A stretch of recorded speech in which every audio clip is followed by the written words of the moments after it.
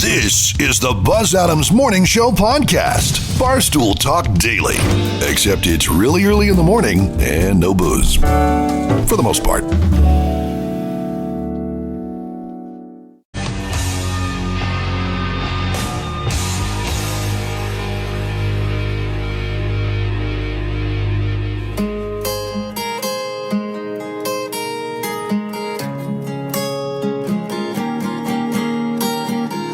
Here comes the buzz, do-do-do-do. The morning show is on now, and it's alright.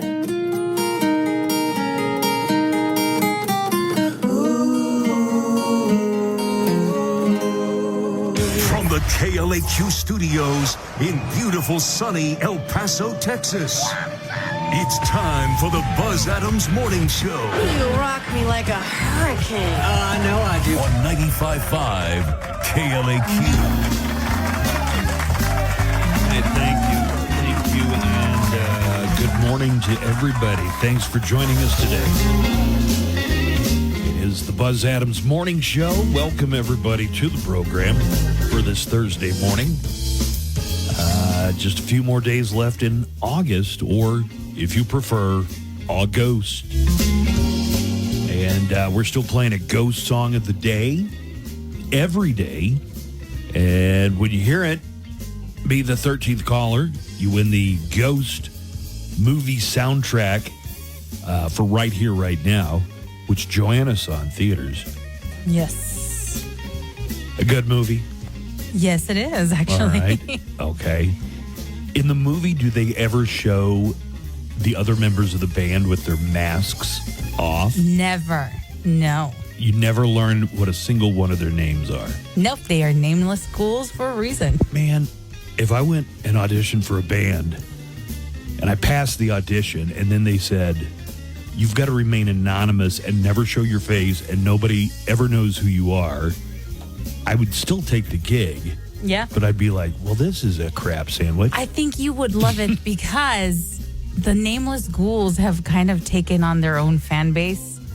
Yeah, but nobody knows who they really are. Nobody knows who they are, what their name is. It's very mysterious, but you refer to them by, like, you know, the bass is doing this and guitar is doing that. Guitar ghoul, bass ghoul, drummer Yes. ghoul, And they have, like, cowbell ghoul. It's weird. They each have, like, their own different, like, you can tell that they're really into it and stuff, and they kind of play it up as well.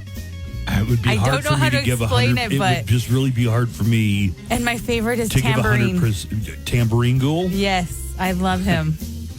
He gets, like, real into it, and he's so dramatic. It's great. Well, this morning during the morning show, we'll let you know what hour the ghost song of the day is going to be and what song it's going to be, and then you need to listen for it at the end of the month, which is just a few days away. We're going to take all of our daily winners, and one of them is going to win the grand prize for the month of August. It's an autographed guitar, a Phantom guitar from Hagstrom in the Hagstrom case. That alone is an over $2,000 value, but it's also going to be autographed by Tobias Forge, the only member of Ghost who we know his name and what he looks like, sort of. I mean, he's usually disguised, Right. but you know who it is. It's the guy singing, right? Yes. We got a dining deal today, Joanna. Have you heard about it? I have, yes. Yeah, it's at Oasis Lanes at 1660 North Zaragoza. And same deal as with every dining deal. You can get a $50 certificate for only $25 while they last, and there's only 100 of them. So if you're able to get in on that, you can use your $50 for either food or game cards or non-alcoholic beverages. Oh, cool. At Oasis Lanes, 1660 North Zaragoza. They brought some food in the other day. I was feeling a mite peckish, so I had a couple slices of pizza. I dropped one of the slices of pizza, I dropped it, and somehow it caused a pizza explosion right outside our boss's office. Shut up. No. I spent 25 minutes just trying to clean up all the pizza sauce. I don't know how it. I think I was trying to carry it in my hand on a paper towel. Okay. And I lost control. And then when it started to fall, I tried to grab it, and that's when the pizza explosion took place. And Cappy told me, like, Buzz dropped the pizza. But I didn't know that you had, like, a whole thing going on. Fumbarooski! Yeah. No, I had to like go get cleaning supplies and clean up. Buzz. I should have just made Nico do it, but he had been gone. But he was already gone for left, the day. yeah. All right. So good pizza, by the way. Yeah, good pizza. So they have brick oven pizza, loaded fry, shareable plates, brick and tap full service bar with craft beers, spirits, and your favorite cocktails. You can get the $50 certificates for Oasis Lanes starting at 10 a.m. this morning. If you want to know how to get them, it's pretty easy. Go to KLAQ.com. On the must-read bar, you'll see dining deals right at the top. Click on that, or there's a dining deals button on the KLAQ mobile app. Joanna is going to have the Hollywood Cheesemate coming up for us in about an hour. We're going to have that. What's coming up in the Cheesemate today, Joanna? Don't expect to see two familiar faces for the Beetlejuice sequel, Beetlejuice. And Tim Burton has explained why you won't see Alec Baldwin and Gina Davis. Because Tim Burton doesn't want to get shot? Oh, dang. Okay, fair. But he also says that he found a loophole to leave them out of the house, and I'll let you know what it is when we get to entertainment. Because they were ghosts, right? Yes, they were at the house. Okay, who played what's her name's parents? Lydia's parents? Yeah. Catherine O'Hara and Principal Mooney. Jeffrey Jones. I forget his name, yeah. Jeffrey Jones. Yeah, him. The king from Amadeus. Yeah. Well, there it is. Remember that? No. You never saw Amadeus? I did, yeah. I just don't remember it well enough to quote it. But you had to.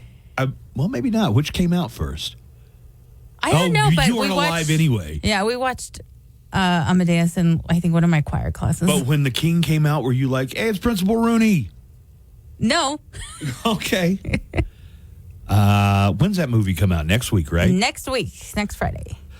We are 1 week away from the start of the NFL regular season. The first games are going to be 1 week from today. But there's a loaded schedule of college football, like the full college. The Miners are playing on the road against Nebraska. They're 27.5-point underdogs. Our Ask a Lawyer attorney, Justin Underwood, said that Nebraska needs to be on upset alert. But I couldn't tell if he was kidding or not. So they're playing tomorrow, and you can check it out on KLAQ. We're going to be carrying the season opener for the Miners tomorrow on 95.5 KLAQ. It's a 1 o'clock start. And for the first few games of the minor season, we're going to have them on KLAQ because there would be a conflict with Chihuahua's baseball on KROD, so we're doing it on our station. Cool. Here's the El Paso weather. It is brought to you by Painted Dunes Desert Golf Course. Looking for rain through starting tomorrow and then through the weekend. Today's going to be sunny, though. This is an A-plus day. It's also cooled off a little bit. 95 still sounds hot, but that's a full 10 degrees cooler than it was a week ago. Yeah. A lot of sunshine in today's forecast, 95 for the high temperature. Tomorrow, we're looking for rain in the afternoon forecast on Friday. Let's put it at about a 15% chance of rain, 92 otherwise, the high for Friday. Chance of rain on Saturday and a chance of rain on Sunday, no more than 15%, though.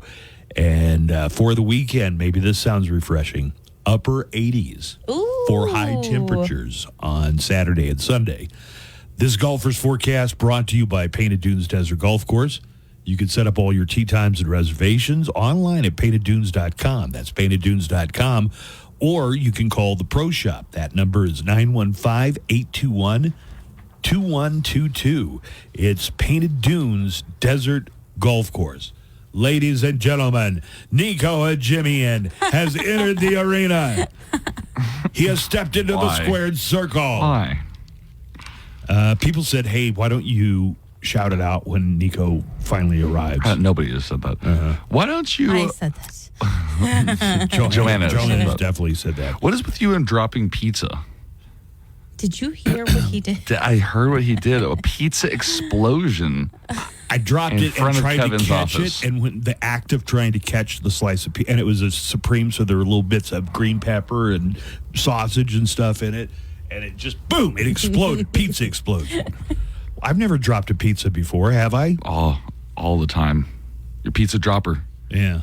That was your nickname back at the house. We used to call you pizza dropper. I shared a very interesting food fact with Joanna earlier. Tell me if you believe this. In my life, I have never gone inside a Whataburger.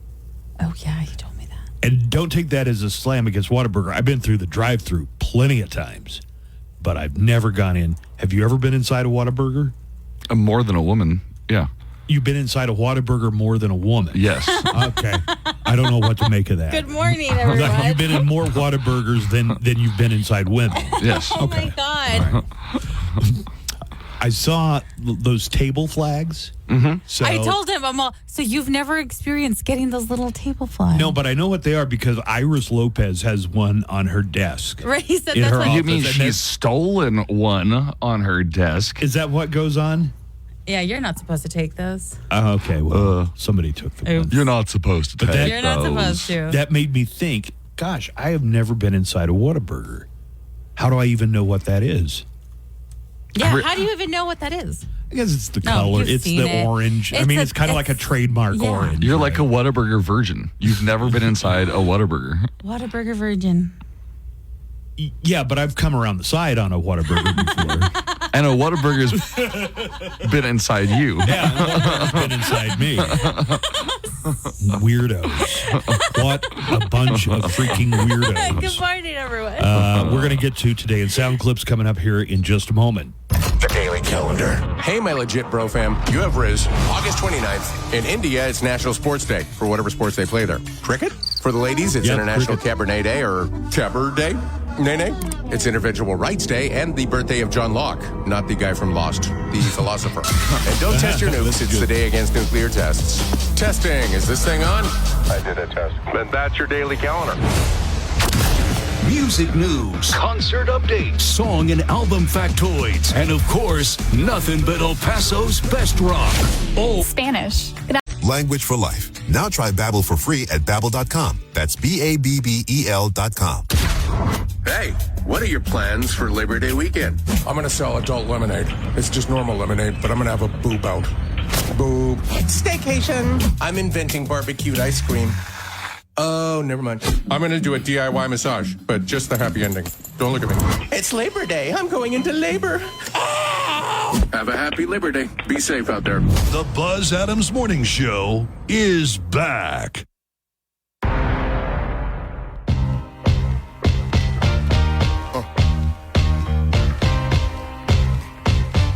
All right, we're going to have Today in Sound Clips here in just a couple of minutes. All of the day's news with accompanying sound bites and actualities. What is that music? Is that from Hamilton? No.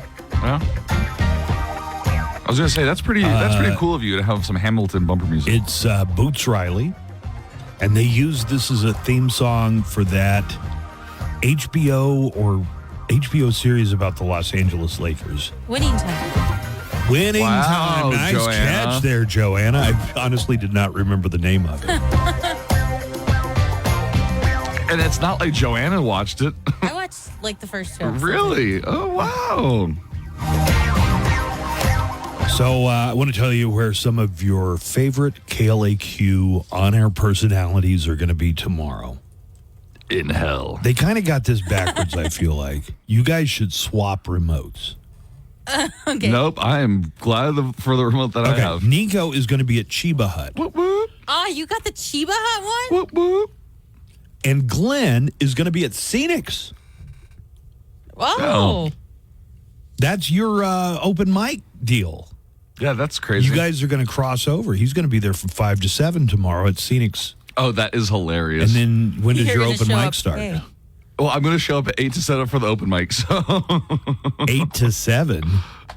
tonight or tomorrow? Tomorrow. Right. 8 to 7?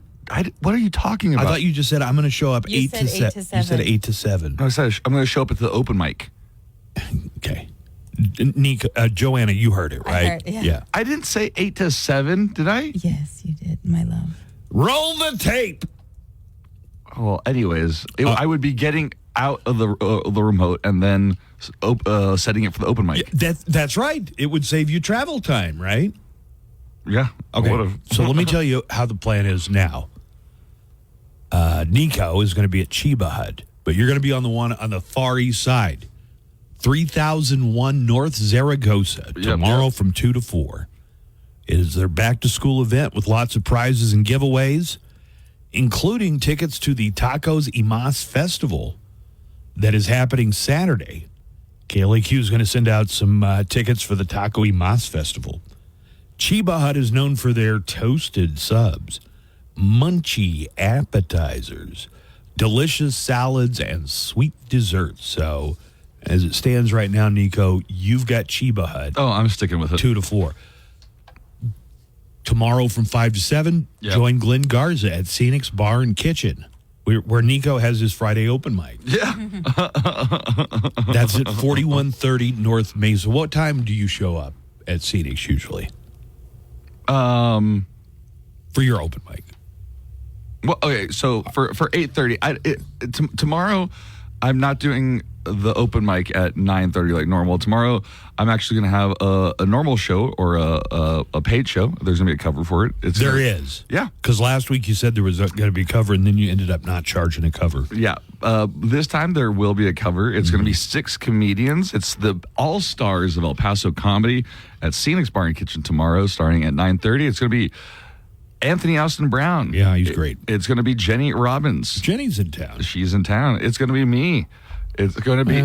you were doing good there for a second. It's going to be Rogelio Avila. It's going to be Iggy Samaniego. It's going to be the best comics in El Paso. And no open mic to follow? Nope. And then open mic afterwards. So that'll start at 11. 11 is the open mic. All right. Well, let me tell you that earlier from 5 to 7, Glenn's going to be at Scenic's Bar and Kitchen. That's at 4130 North Mesa. Introducing Troy Aikman's new beer, 8 Elite Light Lager. Made with 100% organic grains, no cheap fillers, and with only 90 calories and 2.6 grams of carbs. 8 Elite is truly light beer made right. And just for stopping by, you can register to win a Troy Aikman autographed football, an 8 Elite Texas flag, or possibly a $50 NFL card. So a lot of giveaways there at Scenic's Bar and Kitchen tomorrow with Glenn Garza. 8 Elite Light Lager. 8 Elite Light Lager. 8 Elite Light Lager. 8 Elite Light Lager. She sells seashells by the seashore. Round the rock, the rugged rascal ran. Oh, my God. Do you know any other ones? How much wood could a woodchuck chuck if a woodchuck timber? 8 Elite Light Lager. 8 Elite Lager. Do they realize that is a legit tongue twister? I'm not sure they do. 8 Elite Light Lager. Can you do it, Joanna? 8 Elite Light Lager. Yeah, she did it very purposefully, though. All right, let's go ahead and get to our sound clips for today. And now, today in sound clips. All of the day's news with accompanying sound bites and actualities. I don't know if you've heard about this story, but it's crazy. A Nevada government official was found guilty of murdering a journalist. I saw it this morning in the news. In 2022. The journalist was Jeff German. German was the only journalist killed in the U.S. in 2022. His murder came after he had reported on scandals in Robert Tejas' office. Robert Tejas was a public administrator in Clark County, Nevada. And the reporting was... Wait, what was his position? Public administrator. What a lame position to kill somebody over. To murder somebody over. Oh, it's not even like a huge... You're not the dictator of the country. Yeah. You're just a pencil-pushing bureaucrat. Right. German, the journalist, had reported on scandals in Tejas' office about internal corruption and an inappropriate relationship with an employee. And this guy, a jury found, killed the journalist over his reporting. Tejas was sentenced to life in prison with the possibility of parole after 20 years. So let's hear a little bit from this very intriguing case. During closing arguments, prosecutor Christopher Hamner said the case was open and shut about this government official killing an investigative journalist. The evidence is absolutely clear. The defendant murdered Jeff Gehrman. Robert Tejas found guilty, and he spoke. Tejas said he was not crazy and not trying to duck responsibility. I am not crazy. I am not trying to avoid responsibility. Yeah, how bad could it have been? You're not like the president or even a senator. You're just a bureaucrat. Can you not? You're the something administrator. Can you not just resign or, I don't know, go on leave? Yeah. Now you got to go to prison. Not long enough, if you ask me. Parole after 20. You killed a guy for doing his job. There was a horrific passenger van crash that happened in Texas yesterday. This was about 80 miles northwest of Dallas. A van rolled several times when the driver overcorrected. 3 people pronounced dead at the scene, and 10 were injured bad enough to have to go to the hospital. The driver is among those dead. Total of 4 dead because one of the passengers was pronounced dead at the hospital. 10 others were injured, but officials say there is an important lesson to all this. Here's Tony De La Cerda from the Texas Department of Public Safety talking about the deadly minivan crash in North Texas. All these people on the road, on the grass, that is very difficult because we have to be able to keep our composure and be able to treat every single one to the best of our ability. All right, here is TxDOT's Tony De La Cerda talking about the important lesson everybody should take away from this. Every vehicle has a seatbelt, and if you use that seatbelt, it's going to save lives. And in this case, there was one person that wore their seatbelt and was able to walk away. There was a development yesterday. NASA has grounded I believe it's called the Falcon 6 from SpaceX. And people are wondering, Falcon 9. Falcon 9. Is that going to have any effect on the plan to rescue those trapped astronauts? Oh, they don't use words like trapped or lost. NASA insists they are only delayed. The Federal Aviation Administration yesterday ordered SpaceX to ground its Falcon 9 rockets, while the cause of an accident yesterday is investigated. A first-stage booster returned for a landing on a barge after launching another batch of Starlink satellites, but fell on its side as it was touching down. The failure ended a streak of 267 successful booster recoveries in a row going back to February 2021. It was the 23rd launch and landing for the booster, which is a record. And here's Dr. Don Platt, Associate Professor of Space Systems at Florida Tech. He said that oversights in the process are always a potential problem with spacecraft. When asked about the Falcon 9, fell over doesn't sound like the worst thing that could happen with a space disaster, right? And it was unmanned, too. When you have people that are working on so many missions at once, you can have checklists and things that maybe are not completely completed as they should be. All right. Last night, Shohei Ohtani had a bobblehead night at Dodger Stadium. People showed up hours early to try and get one of the bobbleheads. Ohtani also homered at his first at-bat. And for the first time in Major League history, a dog threw out the first pitch. Aww. And it was Shohei Ohtani's dog. Cute. Ohtani's dog, Decoy, stole the show by throwing out the first pitch. The dog's name is Decoy? Yeah. Ohtani was behind home plate, and when the time was right, Decoy picked up a baseball at the pitcher's mound and ran it to its owner behind the plate. It's only fitting that Ohtani gets the very first golden bobblehead, and Decoy is right there with him. Go to work with your owner today. And moments ago, the first dog ever to throw out a first pitch. Was pretty darn impressive, actually. Shohei goes behind home plate. Here comes Decoy with the first pitch. And it's a strike. Right down the pipe. What a pitch, Decoy. Little treat, little reward. You tell me he works hard on his game. He works hard on training his dog, too. It's a really sweet treat bag. That's a $700 million man treat bag. A children's book with a speaker that was run by a battery is being blamed for a fire inside a car. This happened to a North Carolina family over the weekend. Sometimes they have those things, you push a button, it makes a sound. Well, it's got a little battery in there. The fire destroyed the child's car seat. Here are the parents, Destiny and Presley Williams, talking about the fire. Just very shocked that could ever happen, but also so blessed that she wasn't in there. We've had multiple push-button books for toddlers and infants. No warning labels. It just tells you how to discard it and to have an adult change the battery. I didn't even know there. I must have bought a couple dozen of those for my kids. I didn't even know there was a battery in there. I just never questioned the magic. An Uber driver in Chicago is facing charges after throwing a brick at a customer's window. That's one way.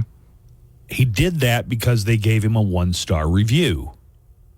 Here is the 17-year-old Uber passenger and his mom talking about having a brick thrown through their window. I was just trying to make it to the mall. I was trying to get there within a certain time frame, and he had decided to take the longer way to the mall. At the end of the day, somebody should have a right to a review. You know, it's opinion-based. Like, if you have a 1-star, you have a 1-star. Is it bad form to give somebody a 1-star? Where?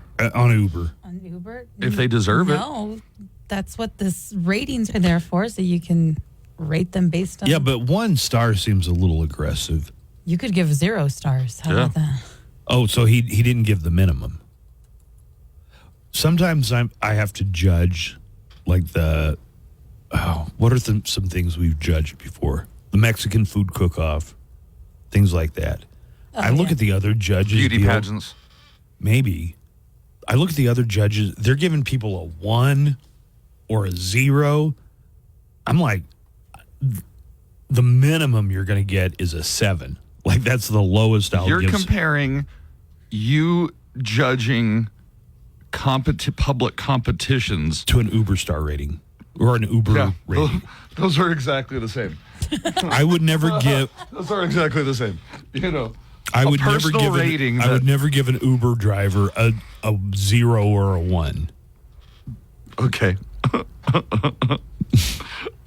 I can tell you disagree. How do you think that makes the person feel that you gave them 1 star? Hopefully they'll do better. Yeah. Did you see that one Black episode, Mirror, where Ron Howard's daughter keeps getting downgraded? Yeti is making an ice cooler casket. Go on. Yeti for the snowman.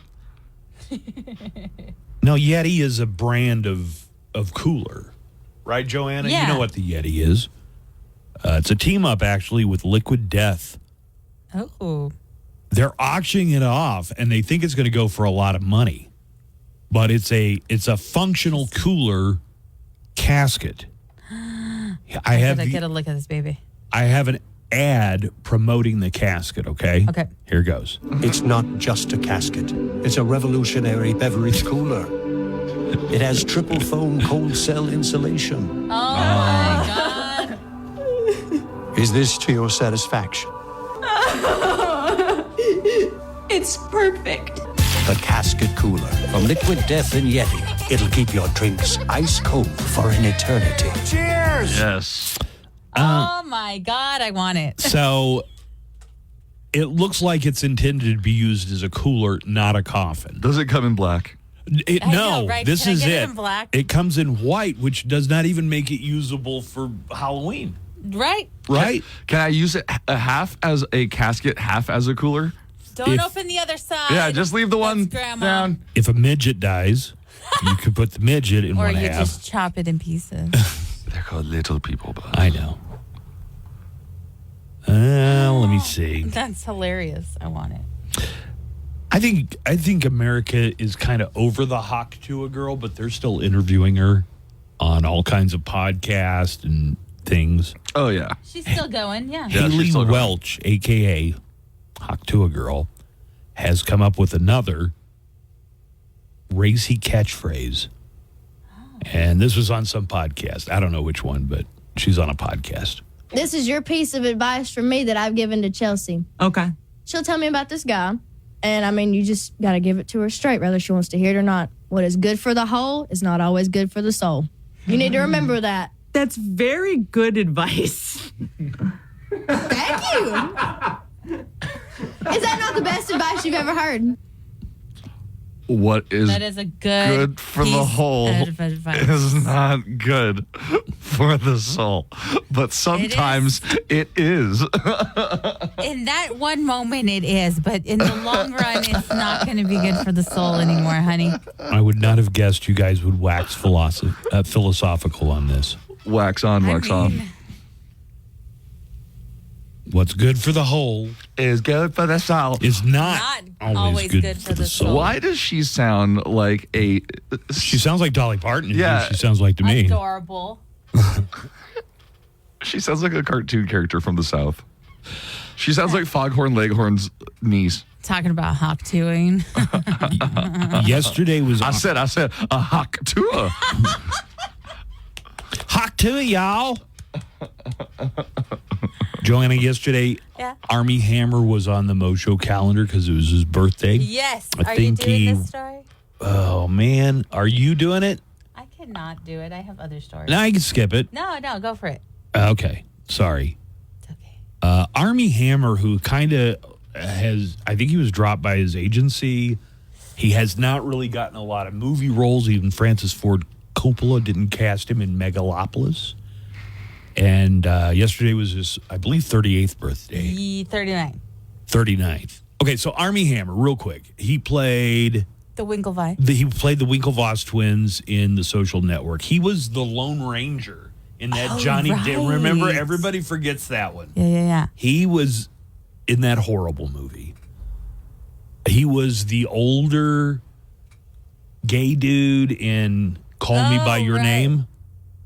You know, it's Army Hammer. He had a pretty successful career going on. Yeah, he was going to be the next big thing. With fava beans. Then he was found to be texting women and talking about cannibalism fantasies. I mean, as long as it's, I don't know, it's weird to me, but it's fantasizing about cannibalizing somebody kind of led to his downfall. So yesterday he put out a birthday message. Army Hammer, isn't his grandfather Armand Hammer the famous billionaire? Yep. Well, Army Hammer says that he cannot afford gas anymore, so he just sold his truck. It's a video that he posted to social media. I'm selling my truck. Since being back in LA, I have put about $400 or $500 worth of gas in it, and I can't afford it. I can't afford the gas anymore. I mean, gas is like $6 in LA, depending on where you are. Yeah, that sucks. Oof. What were Army Hammer's kids' reaction to selling the truck? My kids are not happy about this. They're like, Dad, all of our memories in the truck. So I haven't told them yet. But I'll tell them, and they'll be fine. Kids are adaptable. Yeah. Or just eat them. The kids are like, great, how many people did you eat in that car? So Army Hammer has moved back to Los Angeles. I guess he's selling his truck, and he's looking forward to starting his life over back in L.A. Here's to new beginnings. I will be starting my birthday in a new car, in a new apartment, in a new life in Los Angeles. And one final set of clips here. Adam Sandler was on that Kelsey Brothers podcast. Were you going to do this one too, Joanna? No. Okay.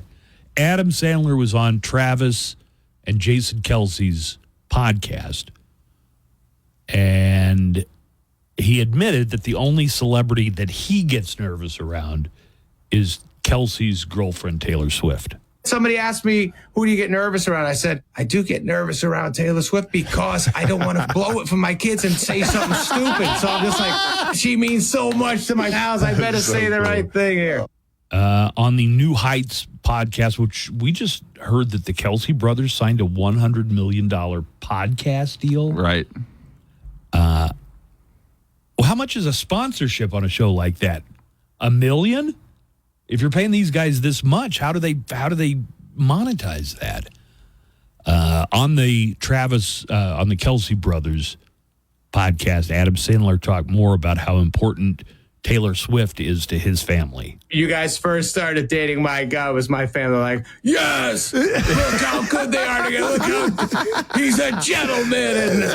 And she's having so much fun with it. Like anytime Taylor's laughing with you, my whole family's like high-fiving. And Sandler is promoting his Netflix special, Love You, and I watched about half of that the other day.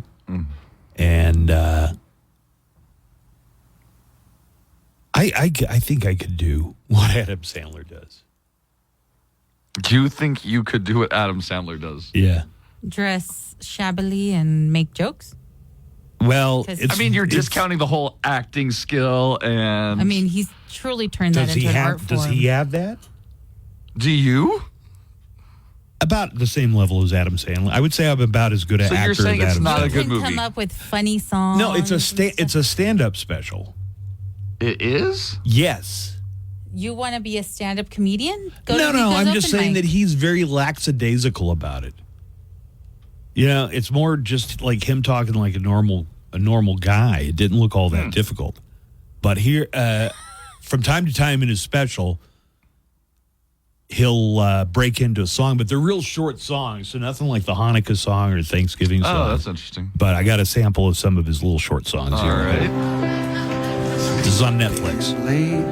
Eat a big breakfast, walk the dog, watch the news, go to the bathroom, start my laundry, go on the internet, buy some new shoes, leave the apartment for lunch with my landlord, come back home, take the dog for a walk again, turn on my TV, watch Jerry Maguire.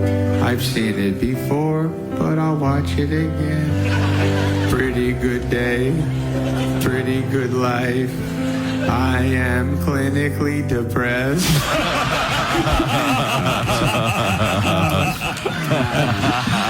Good, right? That's really good. That's funny. She's the happiest she's been in years. He puts a big smile on her face. He's got a good job, and me and my parents love the dude.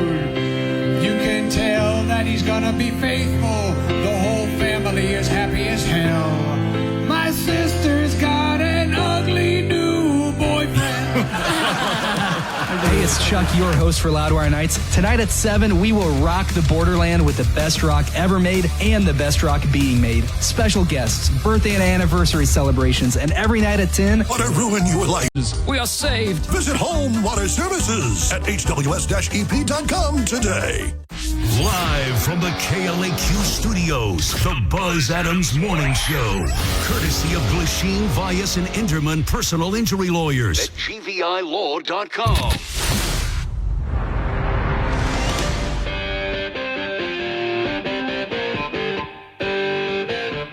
If I didn't mention, Mayor Oscar Leeser is coming by today, so we'll have an in-studio visit from His Honor the Mayor. Woo! Hey. The Paralympics begin today. They did. That's what I was going to ask you about. The Paralympics start today in Paris. They did a whole ceremony yesterday. Yeah. 11 days of competition begin today. More than 500 medals will be awarded in 22 sports, ranging from wheelchair volleyball to wheelchair rugby. I was reading a story that says that now that the Paralympics are coming more into prominence and getting attention and TV coverage, that they're having a problem, or one of their concerns is people faking their disability or making it seem like their disability is worse than it really is. Wait, what? Okay, so the Paralympics. Yes. You have a disability of some kind. Like the one guy didn't have any legs and he was the fastest runner. Okay. And then he killed his girlfriend. You remember that? Pistorius. Yeah, Pistorius. Now, who's faking? Well, some of the handicapped athletes are saying, "Hey, listen, this guy is exaggerating his handicap or whatever it is." Who? I don't know. I think Johnny Knoxville made a movie about it a few years back. They did make a movie like that, yeah. Oh, yeah. I just saw, I don't have it pulled up in front of me, but I saw yesterday that faking or exaggerating handicaps is a new concern as the Paralympics kind of come into their own in popularity. Interesting. Let's take a look at the Mo Show calendar and daily almanac of events. We have a very busy show today with the mayor coming up later. Joanna's going to be bringing us the Hollywood Cheese May, but here is your Mo Show calendar and daily almanac of events. Today is International Day Against Nuclear Tests. It is National Whiskey Sour Day today. All of this happening on August 29th. Birthdays include Leah Michele from Glee, who turns 38 today. Actress Carla Gugino from Watchmen and Spy Kids is 53 today. And Rebecca De Mornay, if you don't remember Rebecca De Mornay, she was the call girl in Risky Business with Tom Cruise. Have you ever seen Risky Business? No? Joanna, you ever seen Risky Business? Yes. Okay. Anyway, Rebecca De Mornay is 65 today. Remember they're on the subway or the train or whatever, and In the Air Tonight by Phil Collins is playing? Yeah. Classic.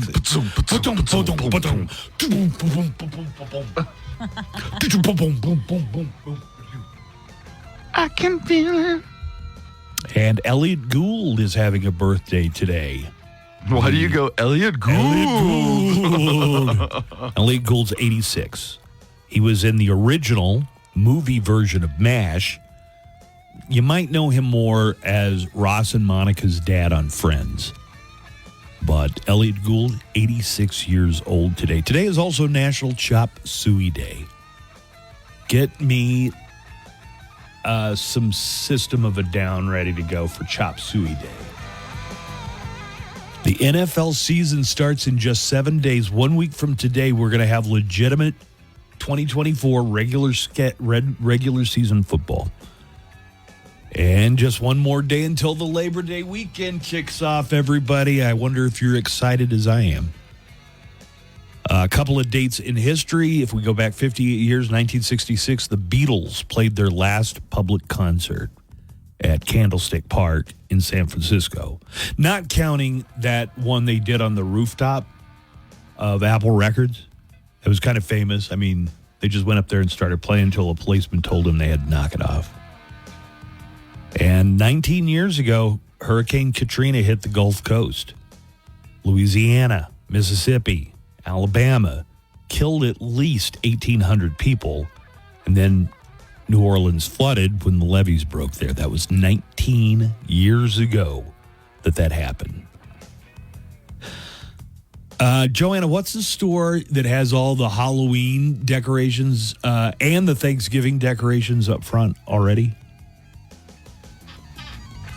Oh, all of them.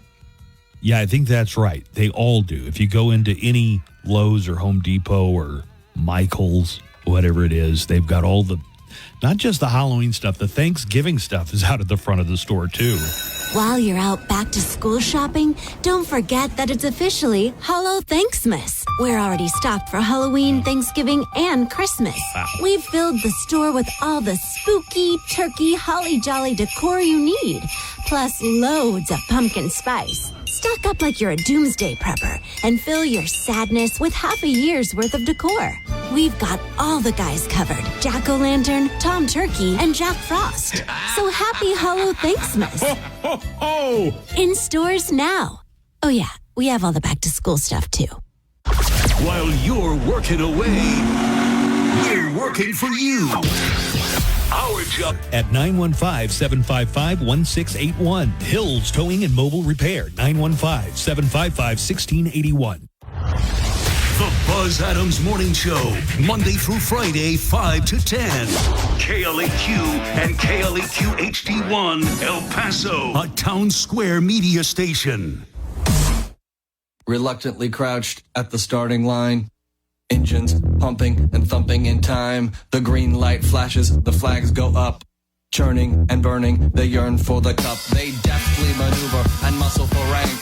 Fuel burning fast on an empty tank. Reckless and wild, they pour through the turns. Their prowess is potent and secretly stern. As they speed through the finish, the flags go down. The fans get up and they get out of town. The arena is empty, except for one man still driving and striving as fast as he can. The sun has gone down and the moon has come up. And long ago somebody left with the cup. But he's driving and striving and hugging the turns and thinking of someone for whom he still burns. He's going the distance. He's going for speed. She's all alone in a time of need. Because he's racing and pacing and plotting the course. He's fighting and biting and riding on his horse. He's going the distance.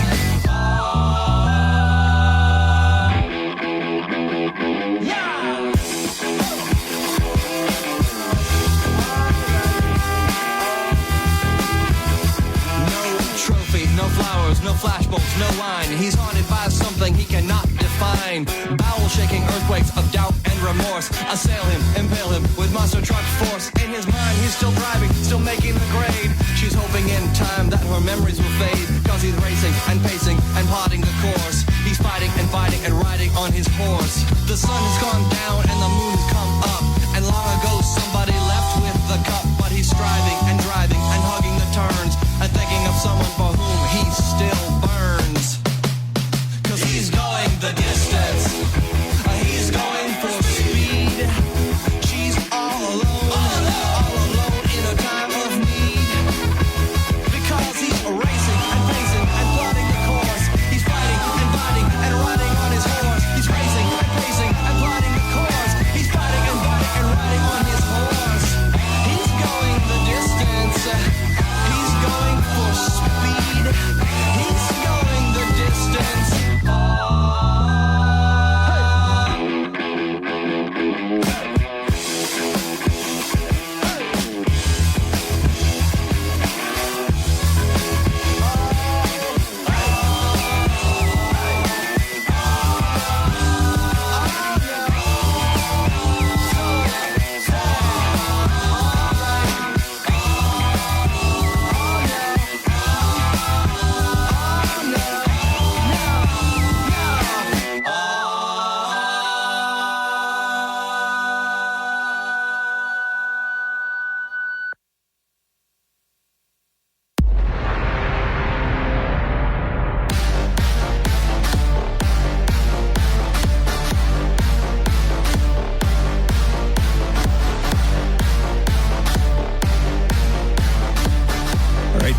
Joanna is standing by with today's Hollywood Cheese May. We're going to get to that here in just a few minutes. But it's Thursday, and it's a little after 7 o'clock. That means time to talk to Ed, the brewer from Downshift Brewery in Ruidoso, New Mexico. Hi, Ed. Hello, Ed. Hey, guys. Can you hear me? Yeah. Now we can. Now we can. Hey, what's up, man? We're trying to keep everybody in touch with what's going on in Ruidoso. I can hear you really well. I can't hear Buzz that well. Can't hear Buzz. Oh. Now I think I got it. Can you hear me now? Yes. Okay. Did you have your button not pushed? I had one of them not pushed. I mean, I've been on the air. It's just I didn't have the telephone button pushed. There's a lot of buttons Technologies. in here. Right. Yeah. And that's fair. What kind of stuff's going on this weekend in Ruidoso, Ed? Oh, man, it's a good weekend in Ruidoso. You know, Labor Day, there's always tons to do, especially this year. There's probably going to be they a delayed some stuff. lot of people coming in, tourists, visitors. I imagine it's going to be really, really lively in Ruidoso this weekend. Oh, it should be. It's going to be great. You know, there's the Inn is doing, so they delayed their fireworks show. They usually do a huge, it's actually the largest in the state, 4th of July fireworks show. So they delayed it to this Sunday. Oh, so that's wow. going to be a huge thing. They also have a huge country artist, Chris Young, is coming out. He's actually going to be there on Friday.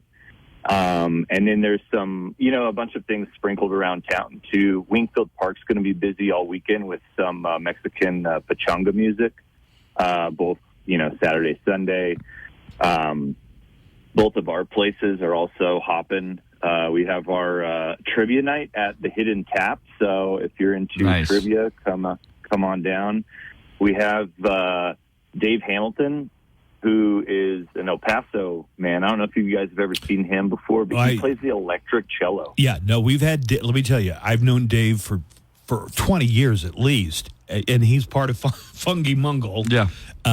Right. But we've had him twice as our entertainment at McElligan Canyon Amphitheater. We do a thing in the summer called Cool Canyon Nights. I'd like to extend an invitation for you to come down one of these days, Ed, and join us for Cool Canyon Nights.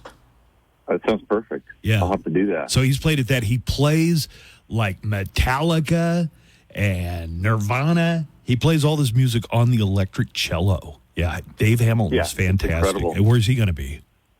He's going to be at Riverside and that's a Saturday this weekend. So it's incredible. If you haven't seen busy week. Yeah, it's so good. Yeah. We've got to be getting close to apple picking time up in Rolls around Cloudcroft, right? Isn't early fall when they have the apple festivals? It is. So I know that the Hondo Valley has started picking. I don't know about Rolls yet, but it is apple season. They're doing out at the Enchanted Vine Winery here. Mm-hmm. They're in the middle of harvest. So you can actually see all these guys just working super hard while you enjoy a glass of wine or beer. Cool. But it's really cool stuff. And then some other really great news is Bonito Lake just reopened for the first time in over 10 years. So why was Bonito Lake shut down for 10 years? So that happened as a result of the Little Bear fire in 2012. So that lake has been shut down for 12 years. They were supposed to reopen earlier this summer, but then they had another fire up in that area that they had to clear out. Oh my gosh! Fire. Is that a good? So I know it was like days before. Is that a good fishing lake? It is. Well, it used to be. I haven't been out there since it reopened. They just reopened it, but they restocked it, and they're working hard to just add some really cool things. Yeah, it sounds like there's a lot going. It sounds like there's a lot going on again. Is it feeling like everything's back to normal? It's starting to feel that way. Last week was a busy weekend here. A lot of people were in town having a good time, and it rained for the last 3 days solid up here, and we have had no major flooding at all. So it's kind of starting to feel that things are getting back to normal. Things are kind of headed in the right direction, and then this weekend will just be a big one in terms of all kinds of fun stuff to do. So I think things are looking good. Great. All right, some great weeks ahead in Ruidoso. Fall's always beautiful up there, and then we'll probably get snow. When did you say, Ed? First snow usually in Ruidoso? So first snow, it always varies, but on a good snow year, they get the ski mountain open for Thanksgiving. Before Thanksgiving weekend. Yep. Here before too long, Nico will be up there with his brand new Lederhosen for Oktoberfest. I can't wait. Yeah, can't wait. We're looking forward to getting ourselves up there soon, Ed, and maybe doing an interview in person. Oh, I love that. All right. Speaking of Oktoberfest, we actually just released the Oktoberfest beer today. Oh, so cool. come on up and try it out. Yeah. Different from the Oktoberfest beer last year, or same beer? Some tweaks. It's a little improved. So They make it. You always got to tinker. They make it different every year. I think, right? Wait. We do. They make their own. Is that why we call Ed the brewer? Brewer, yeah. They make their own beer? Yeah. No, I knew that, of course. All right. Thanks, Ed. We'll talk to you next week, okay? Yeah, appreciate All right. it. Good talking to you. Head up to Ruidoso and make sure that Downshift Brewery is one of your stops. Joanna's Hollywood Cheese Mix. Joanna's Hollywood Cheese Mix. Joanna's Hollywood Cheese Mix. Joanna does more. Here is Joanna Barba with today's entertainment news. It's the Hollywood Cheesemay. Good morning. Hi, good morning. Sigourney Weaver has achieved an honor that most can only dream of, spending quality time with Baby Yoda. Weaver has confirmed that she is joining Mondo and his little green buddy for a trip through the galaxy in the upcoming Star Wars movie, The Mandalorian and Grogu. Weaver was tight-lipped about her character's details, but admitted to playing a very fun part in the movie. Outside of her upcoming trip to a galaxy far, far away, Weaver confirmed she has a role to play in the future of James Cameron's Avatar franchise. Asked if she would be participating in movies 4 and 5, she said, quote, "Yeah, I think I'm allowed to say that." The Mandalorian and Grogu, directed by Jon Favreau, marks a big leap for the titular characters and is set to hit theaters in 2026. I'd be careful with Baby Grogu if I were there, because Sigourney Weaver kills aliens. One of the things she's known for doing. That is true. Nice. Ice-T may not be sure what it means when someone complains that something is woke these days, but one thing is certain, he doesn't care. The rapper turned actor tweeted about filming the 26th season of Law & Order Special Victims Unit earlier this month, and an upset viewer asked him about the show's content weeks later, writing, quote, "Did they write SVU back to normal yet? It started to go woke." The viewer didn't define the term in their post, though they later complained that the show overemphasized the whole DEI and body shaming. Replying to the former fan, Ice called out the ridiculous nature of the question with a question of his own, saying, "What the F is woke?" He asked, and then immediately clarified that he had no interest in the subject, adding, "LOL, like I give a F." Well, I think that's the thing. If you ask 20 people to define woke, you'd get 20 different answers. That's a good point, yeah. Law and Order SVU will return for season 26 on Thursday, October 3rd on NBC. And this is his last season? No, but he was just talking about filming the new season. Okay. Which is what prompted that tweet. It's funny how he went from cop killer to cop. To cop. Well, when Cop Killer came out, he had already been a cop in New Jack City. Oh. Oh. But a corrupt cop. No, he was not. Didn't watch it. You Didn't watch it, yeah. You just Just revealed throwing a dart yourself. in the air. He learned a lot, all right. Wait. Why do you think a cop played by Ice-T is going to be a corrupt cop? What's No, that it wasn't about? that. It was about New Jack City is a corrupt city, right? That's all I know about the city or the movie. You don't know anything about it. I don't Yeah, really. just admit that. And he bases that on... Absolutely nothing. Got Chris Rock, a really young Chris Rock, as a crackhead. See, I knew there was some crackiness in there. Yeah, of course there was. But Ice-T's character was not a dirty cop. Okay, that's good. Okay.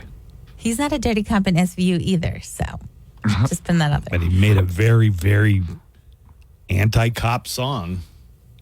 True. La Bamba director Luis Valdez has never felt that his biopic of the Chicano rock and roll icon Richie Valens needed to be remade. But after 37 years, a remake of La Bamba is on its way, and Valdez has jumped on board as an executive producer to help steer the ship. Wow. He told Entertainment Weekly that while he was fine with the original La Bamba, when Sony Pictures asked him to be executive producer, he saw it as a positive thing. Valdez cited several reasons for his change of heart, including a couple of books that are now out about Richie that didn't exist before. Richie! That could deepen You've a seen that new one, look. haven't you? No, I haven't. God, No? how do you know that then? That is a good, thank you, Nico, because he says that is one of the reasons he went, because he says, quote, 40 years ago, there was no internet, and now you're hearing directly from the public. But over 40 years ago. Yes. Okay. Over the years, we've had constant responses and memes that come out, people recreating scenes on TikTok or on X. La Bamba has become an integral part of the legacy of Chicano culture, and Valdez feels that the younger generation deserves to learn Valens' story anew. Mm-hmm. And why not? Why not do another movie about Richie Valens? They did 2 movies about Elvis in the space of 1 year last year. That's a good point, yeah. But Well- I have not seen a movie about the Big Bopper. How about that? They should do something about that. The soundtrack is nothing but 15 tracks of Chantilly lace. One of my comedy friends, or one of my comedian friends, his name is Martin Rizzo from L.A., and I think he does social media content. Oh, too. I follow him on TikTok. Oh, yeah. do you find he did a whole segment yesterday about this, about how this does not need to be remade. This is part of Latino culture, I guess. Yes. Okay. That's what the executive producer said, the original director. He also said that because there's now so many new books out, we have a deeper look at the singer's short life and even shorter career. Why is this a Latino movie? Because Richie Valens. Richie Valens was Latino. Yeah. Like, how Latino? Full on Los Angeles Latino, Okay, man. all right. You've never seen La Bamba? No. God. No. Wow. You know, so one of our friends is friends with Isai Morales, right? Oh, cool. Bob. Yeah. Willie Barcena is friends with Isai Morales. Oh, And really? He was nice. showing me, like, Isai took me one time and showed me the hill, like the side of the hill where one of the famous scenes takes Oh, place. where he's Yeah. just going up that hill. Yeah. Oh, that's a good one. Isai Morales? He plays the brother The in brother. the movie. God, dude, whatever you're doing with your time, watch a few movies. In my So house, you know what I'm known everybody as else is talking about. Yeah, right. We all have the same common reference points, except you. Except you. In my house, I'm known as the Bob because when something happens, my sister does something wrong, my mom's all like, "We expect it from Bob, but not you, Richie." Finally, you can try to say their names 3 times, but Alec Baldwin and Gina Davis won't appear in Beetlejuice, the sequel to the 1988 horror comedy directed by Tim Burton. While many of the original cast members return for Beetlejuice, including Michael Keaton, Winona Ryder, and Catherine O'Hara, Baldwin and Davis are not among them. The sequel explains how the Maitlands, who they played, found a loophole allowing them to leave the house from which they were confined. But Burton... Yeah, here's the loophole. Alec Baldwin's got a gun. Damn. Well, Not Burton, funny. for his part, says that he wanted to dive into a whole new story, and that didn't involve the Maitlands, and said, quote, "I think the thing for me was I didn't want to just tick any boxes. So even though they were such an amazing integral part of the first one, I was focusing on something else." He continues that it was necessary for many years to have passed in order to make the movie he wanted, which finds Delia and Lydia now living elsewhere, returning to the Connecticut home for the funeral of their father, Charles. Beetlejuice is in theaters September 6th. And with your entertainment news, I'm Joanna Barba. May your Labor Day eligible plan, coverage, and other restrictions apply. Visit att.com/onenetwork for details. Attention station employees, Labor Day is coming up. An appropriate name since you guys will all be working. Thank you. The Buzz Adams Morning Show is back.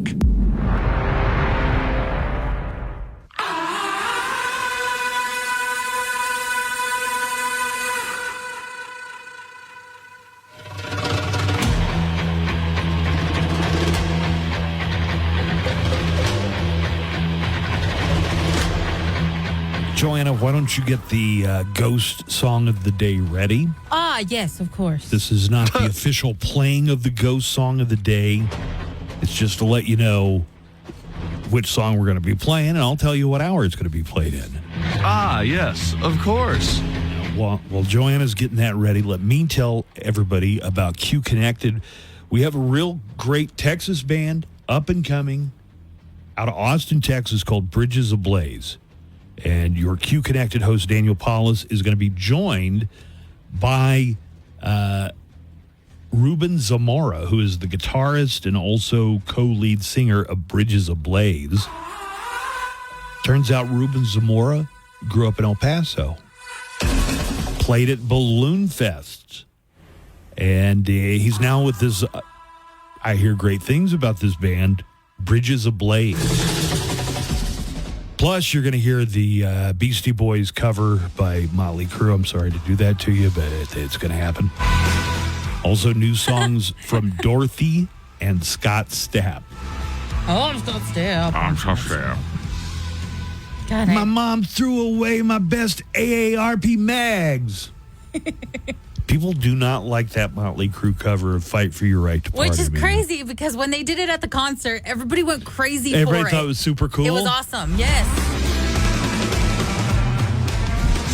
New music from Dorothy as well, if I didn't mention that. Q Connected, 2 hours of nothing but new rock and the best in El Paso and Texas. So a little focus on the local, the regional, the national, and the worldwide. Oh, you know, a great concert would be Toto and Dorothy. Dorothy and Toto and Kansas. In Kansas, yeah. Nice. Yes. Oh, and Ozzy. Why Ozzy? Wizard of Ozzy. Oh. All right, let's talk about the Ghost Song of the Day all month long. We've been celebrating August and giving away the movie soundtrack, a concert movie soundtrack from Ghost called Right Here, Right Now. At the end of the month, which is just a few days away, we're going to give away the grand prize. It's an autographed Phantom guitar from Hagstrom, signed by Tobias Forge of Ghost. I don't know if he signed it Tobias Forge or one of his aliases, but I think Tobias is probably what he put on there. I've seen it. Can you make out the signature? No. You can't make it out? No, it's like a nice little scribble. It's just a scribble. Well, trust us. It probably I've says seen Tobias it, though. Forge. It's here. It's in the building. So today we've got yet another Ghost Song of the Day. It's going to be played in the noon hour. So you can hear this anytime after noon, but before 1 o'clock. And it is Spillways. Joanna, will you play a little Spillways for us? Yes.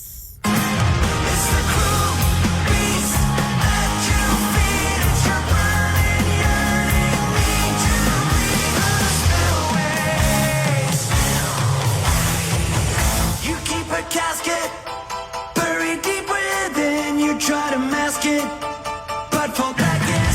You wanna shake it off, but you're stuck inside. When stripped of racks of skin and spine. Sounds good. Spillways is going to be played in the 12 o'clock hour. You can call in as soon as you hear it. Make sure you use the studio line, not the neck line, for this contest. Use the studio line. That number is 915-910-4995. 4995. I think I love Ghost. You do? You think you're getting into it? Yeah, I think just from hearing all these preview songs. Welcome, my child. It's like, oh, this is good poppy music. I like this nice. It is kind of bop, right? like you think it's going to be death metal because of their stage presentation, all the satanic stuff and everything. But then it's like, oh, this is like a pop rock band. This is like Jimmy Eat World. Yeah. To be fair, Cool, right? Yeah, it's super cool, and they sound great. To be fair, I thought Kiss was going to be death metal. Just because of how they look. Because of and how all they that. look, Yeah, yeah. their stage presentation. So. When I was a pleasantly kid, surprised. I'd always heard about this band that was popular before I was born, but was still, I guess, popular. It still is today, I guess. And I'd always thought, man, those guys must be like the wildest devil worshippers. And then I heard a Grateful Dead song for the first time. Okay. It was Grateful Dead? And it's like, it's country. Yeah. It's pretty much like. I thought Grateful Dead had to have been some hardcore black metal band. Nice. I always thought that too. And then you heard it. And I'm all, oh, hippies. Yeah, Jay. What you guys been smoking? I got an update. Do you remember the quadruple murder in Moscow, Idaho? What a great segue. Yeah, nice. Oh, you got What? to segue somehow. Do you remember that case in 2022? 4 University of Idaho students were murdered in the apartment they shared. Oh, yes. All right. So, the accused in this case is a guy named Brian Koberger. He's 29. He has pleaded not guilty to the 4 counts of first-degree murder. But his attorneys argued yesterday that there is a mob mentality in Moscow, Idaho, with people saying that if he's not convicted, they will burn the courthouse down and drag him out. What? That's not how. This is what the defense wrote. The traumatized town of Moscow, Idaho, not Russia, is understandably filled with deeply held prejudgment opinions of guilt. There was a telephone survey that asked people what they would do if Koberger is not convicted for the 4 murders. They'd burn the courthouse down. I wonder if they gave them a survey. They would find him and kill him. I wonder if they gave them a survey with those answers, though. That's how they do surveys. You know what I mean? They give them like There are many ways to kind of rig a survey. Right. So, somebody else said there would likely be a riot and he wouldn't last long outside because somebody would do good old boy justice. So they want to move the trial out of the county to someplace else. Yeah, but you remember the case, right? Yeah, it was very shocking. At the Very time. mysterious, too, because they were killed, but it didn't wake up the other people. That's kind of a mystery. They were all in the same apartment, and you would think somebody getting killed would have alerted the others, but I guess it didn't. All right, just an update there. College football is all the way back this weekend. We had a few games, including one in Dublin, Ireland. That was a great game, by the way. Georgia Tech upset Florida State in front of a bunch of, I assume, drunken Irishmen. But they really seemed to eat it up. And we're going to have the full schedule of football coming up this weekend. Now, some people say the first weekend is always, you got powerhouses playing some sacrificial lamb. And that might be the case. Nebraska is hosting the UTEP Miners for their first college game of the season in Lincoln. And you can hear that game on KLAQ Saturday. I believe 1 o'clock start for UTEP Miners football on KLAQ for the first couple, 3-4 weeks, I think. We're going to have Miners football because they got conflicts with baseball over on ESPN. Right. So get ready, folks. If you love college football as much as I do, you got to be pumped up and excited for this weekend. Get ready for the first big weekend of NCAA college football. Right. With tough matchups on Saturday like number 5 Alabama versus the Western Kentucky Hilltoppers. Plus number 2, the Ohio State up against the Akron Zips. And number 6, Ole Miss hosts the furious Furman Paladins. Say what? This weekend, you can bet on exciting football, but ask yourself one question. Will they cover the spread? Check local listings. I get along Liberty Weekend. I drive. Let's make your school run as smooth as that first quiet morning coffee. Right Drive, the only way to drive. Live from the KLAQ studios, the Buzz Adams Morning Show.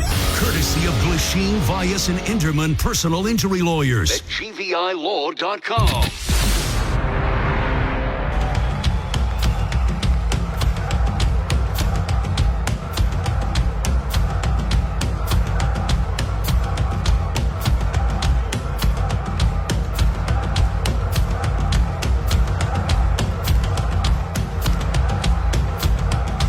Coming up at 10 o'clock, as soon as the morning show ends, our dining deal for this week is going to go live. KLAQ and SeizeTheDeal.com present dining deals, half-price certificates for food at El Paso restaurants.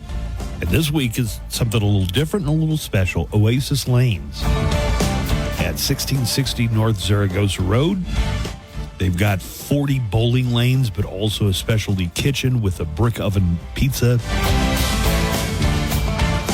Starting at 10 o'clock this morning, get $50 certificate, good for food, non-alcoholic beverages, or game cards, because they also have a big arcade with virtual reality games and sports simulators.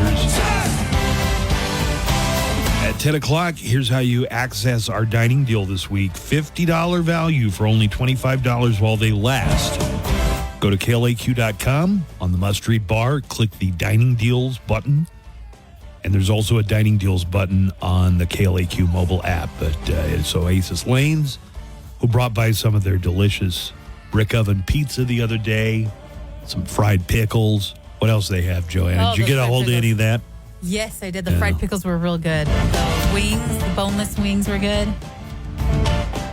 Buzzed through the pizza. I dropped the pizza, but then I tried to catch it in mid-drop, and when I did that, the pizza just exploded outside of our boss's office. Of our boss's office. And he wasn't in. No, he wasn't. But I got busy cleaning up just as quickly as I could. All right. I got a few phone calls this morning. We haven't checked our neckline at all this morning, so let's do a couple of those. You can leave a message for the morning show anytime you like, 24 hours a day, 7 days a week. The neckline number is 844-805-NECK. That's 844-805-6325. How many breaks do we have this hour, Joanna? This hour, we have one more. We have one more. Okay, so I got time to get into these calls, right? Call about anything and everything. Also, if you want to call us direct, the studio lines for that, if you want to talk to us on air, we'll put you first, in fact. The studio line number is 915-910-4995. That's 915-910-4995. You were trying to get a word in, Ed? I was trying to get a word in. No, I was going to tell you, I started watching that Wyatt Earp documentary on Netflix. Oh, you did? How is it? Really good. Real good. But not as good as Tombstone, I'll bet. So it's like a mix of documentary and like some actors and acting. And the actors are real good. Real good. Do you recognize any of them? No, but one of them looks like Timothy Oliphant to me. Oh. Okay. It's not. Interesting. But it kind of looks like him. Also, didn't know the gunfight at the OK Corral only lasted about 30 seconds. Yeah, that's right. But what was really interesting was what happened afterwards.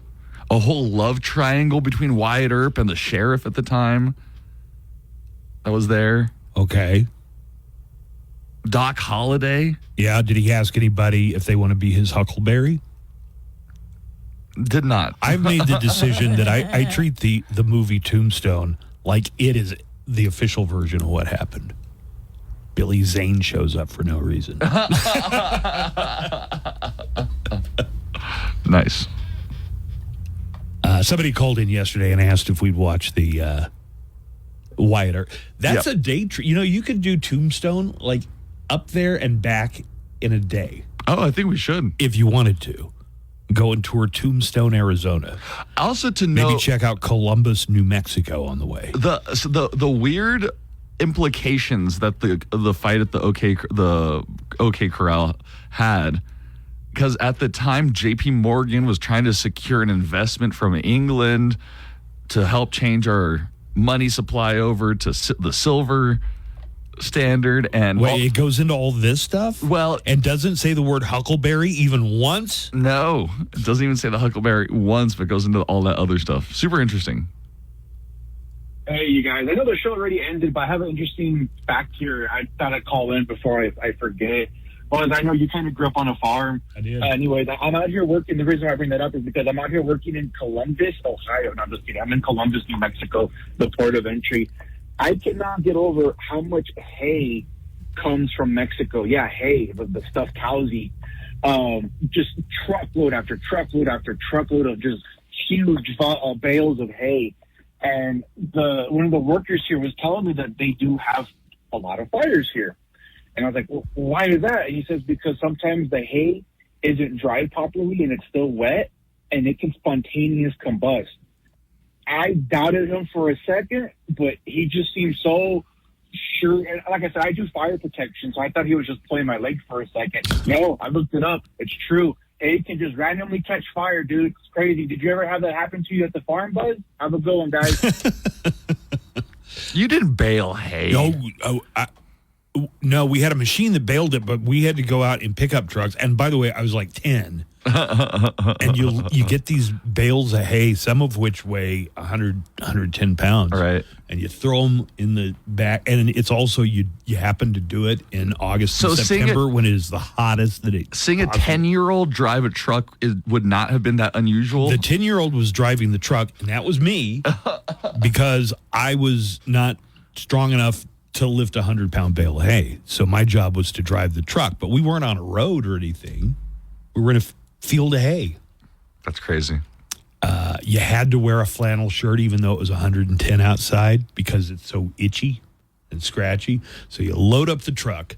And these were back when they were rectangular bales. Now you see these gigantic circles. What are these circle bales of hay? Well, it's a lot more hay than the bales, but you'd load the truck up till it couldn't carry anymore.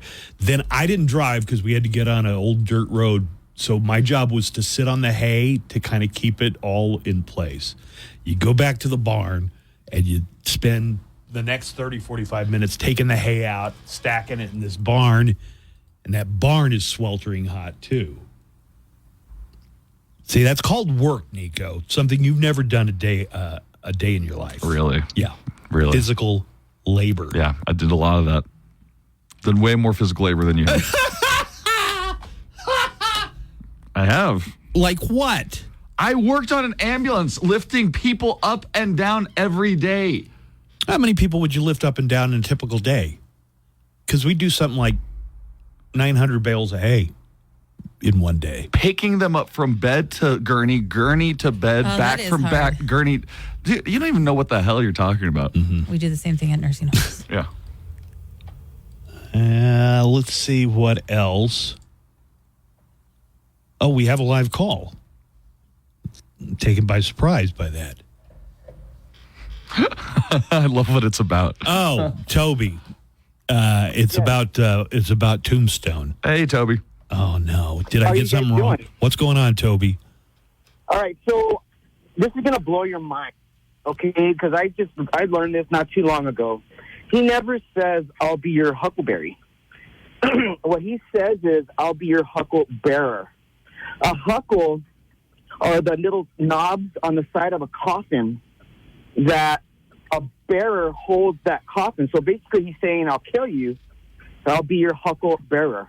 Oh. Wait. First of all, Nico, I want you to look that up on the internet real quick. It's no way. Yep, he is right. I've seen shirts with the saying, "I'll be your huckleberry" on them. Yep. And so everybody got it wrong. Everybody got it right. He's a bearer. He's a bearer of a huckle. So that means that they're the pallbearers. I'll be your hucklebearer. I'll be your hucklebearer. Is that really what? Does the internet confirm? Yeah, he is right. Toby is correct. A huckle refers to the handle of a casket. That's exactly what he said. Yeah. Wow. My mind is blown. Yeah, me too. I'm right there with you, man. Today years old. Thanks for sharing that. Thanks, Toby. Thank you, Toby. You're welcome, guys. Enjoy your day. All right, appreciate it. He doesn't say, "I'll be your huckleberry." God. That is a mind blower. Right. Let's see. Who else do we want to listen to? Let's take this call. I'll be a hucklebearer. Hey, Buzz, Nico. Did you guys see that report of what Trump made a crude, rude, vulgar, sexual comment that he reposted about Hillary Clinton and Kamala Harris? It's disgusting. And this man wants to be our president? Yeah, I just saw it. I'll have to look that up. All right, so Donald Trump reposted a tweet or truth or whatever they call it from somebody else. And there you go. You just passed it. Oh, there you go. Yeah. Well, go down. I found the story. Why don't you read the tweet so you can just look at the tweet? There you go. So look at it. So, and now read the bottom. So it's got a picture of Kamala Harris, who was a real knockout when she was younger. Okay. Posing with Hillary Clinton. Not the point, but read the caption at the bottom. Can you not read that? It says, funny how jobs impacted both their careers differently. What the hell does that even mean? Well, because, the attacks that they're using right now, they're saying that... Well, I know Kamala, what it would be with Hillary, but what is it with Kamala? They're saying that she got her job through sexual favors. To who? It took me Joe a while Biden? to realize what the beep was. And I don't know.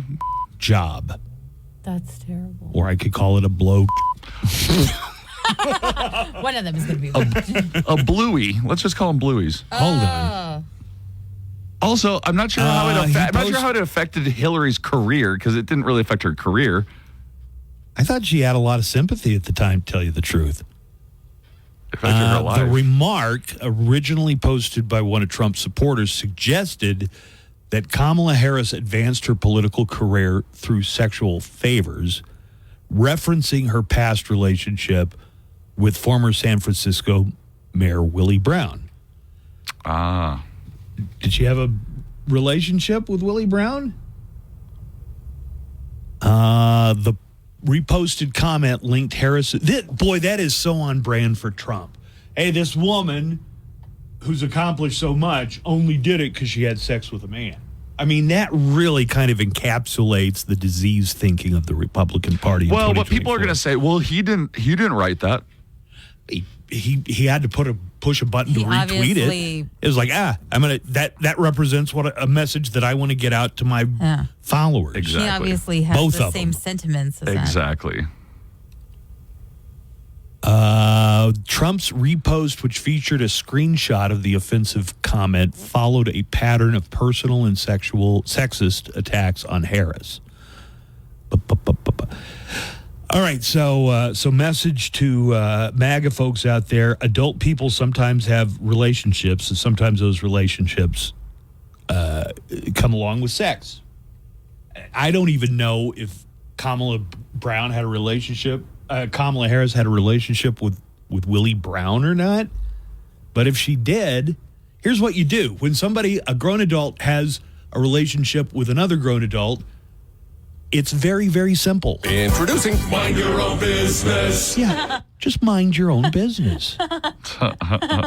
That's not your business. It's not my business what you and your wife or husband do in your bedroom. Why would it be your business who Kamala Harris dated? It's just sexist and right. There's more important things to talk about, and it's not even. Yeah, but it reflects poorly on the person who reposted the comment, and of course, that's Donald Trump. All right. Let's take a break. We'll come back, and when we do, Nico and Jimmy next with news headlines on the way. A passenger van has crashed in Texas, killing 4. All the details next in news. Open your account today. US for complete details. Life is good under the arch. National average is subject to change at any time. The Buzz Adams Morning Show, Monday through Friday, 5 to 10. KLAQ and KLAQ HD1, El Paso, a Town Square media station.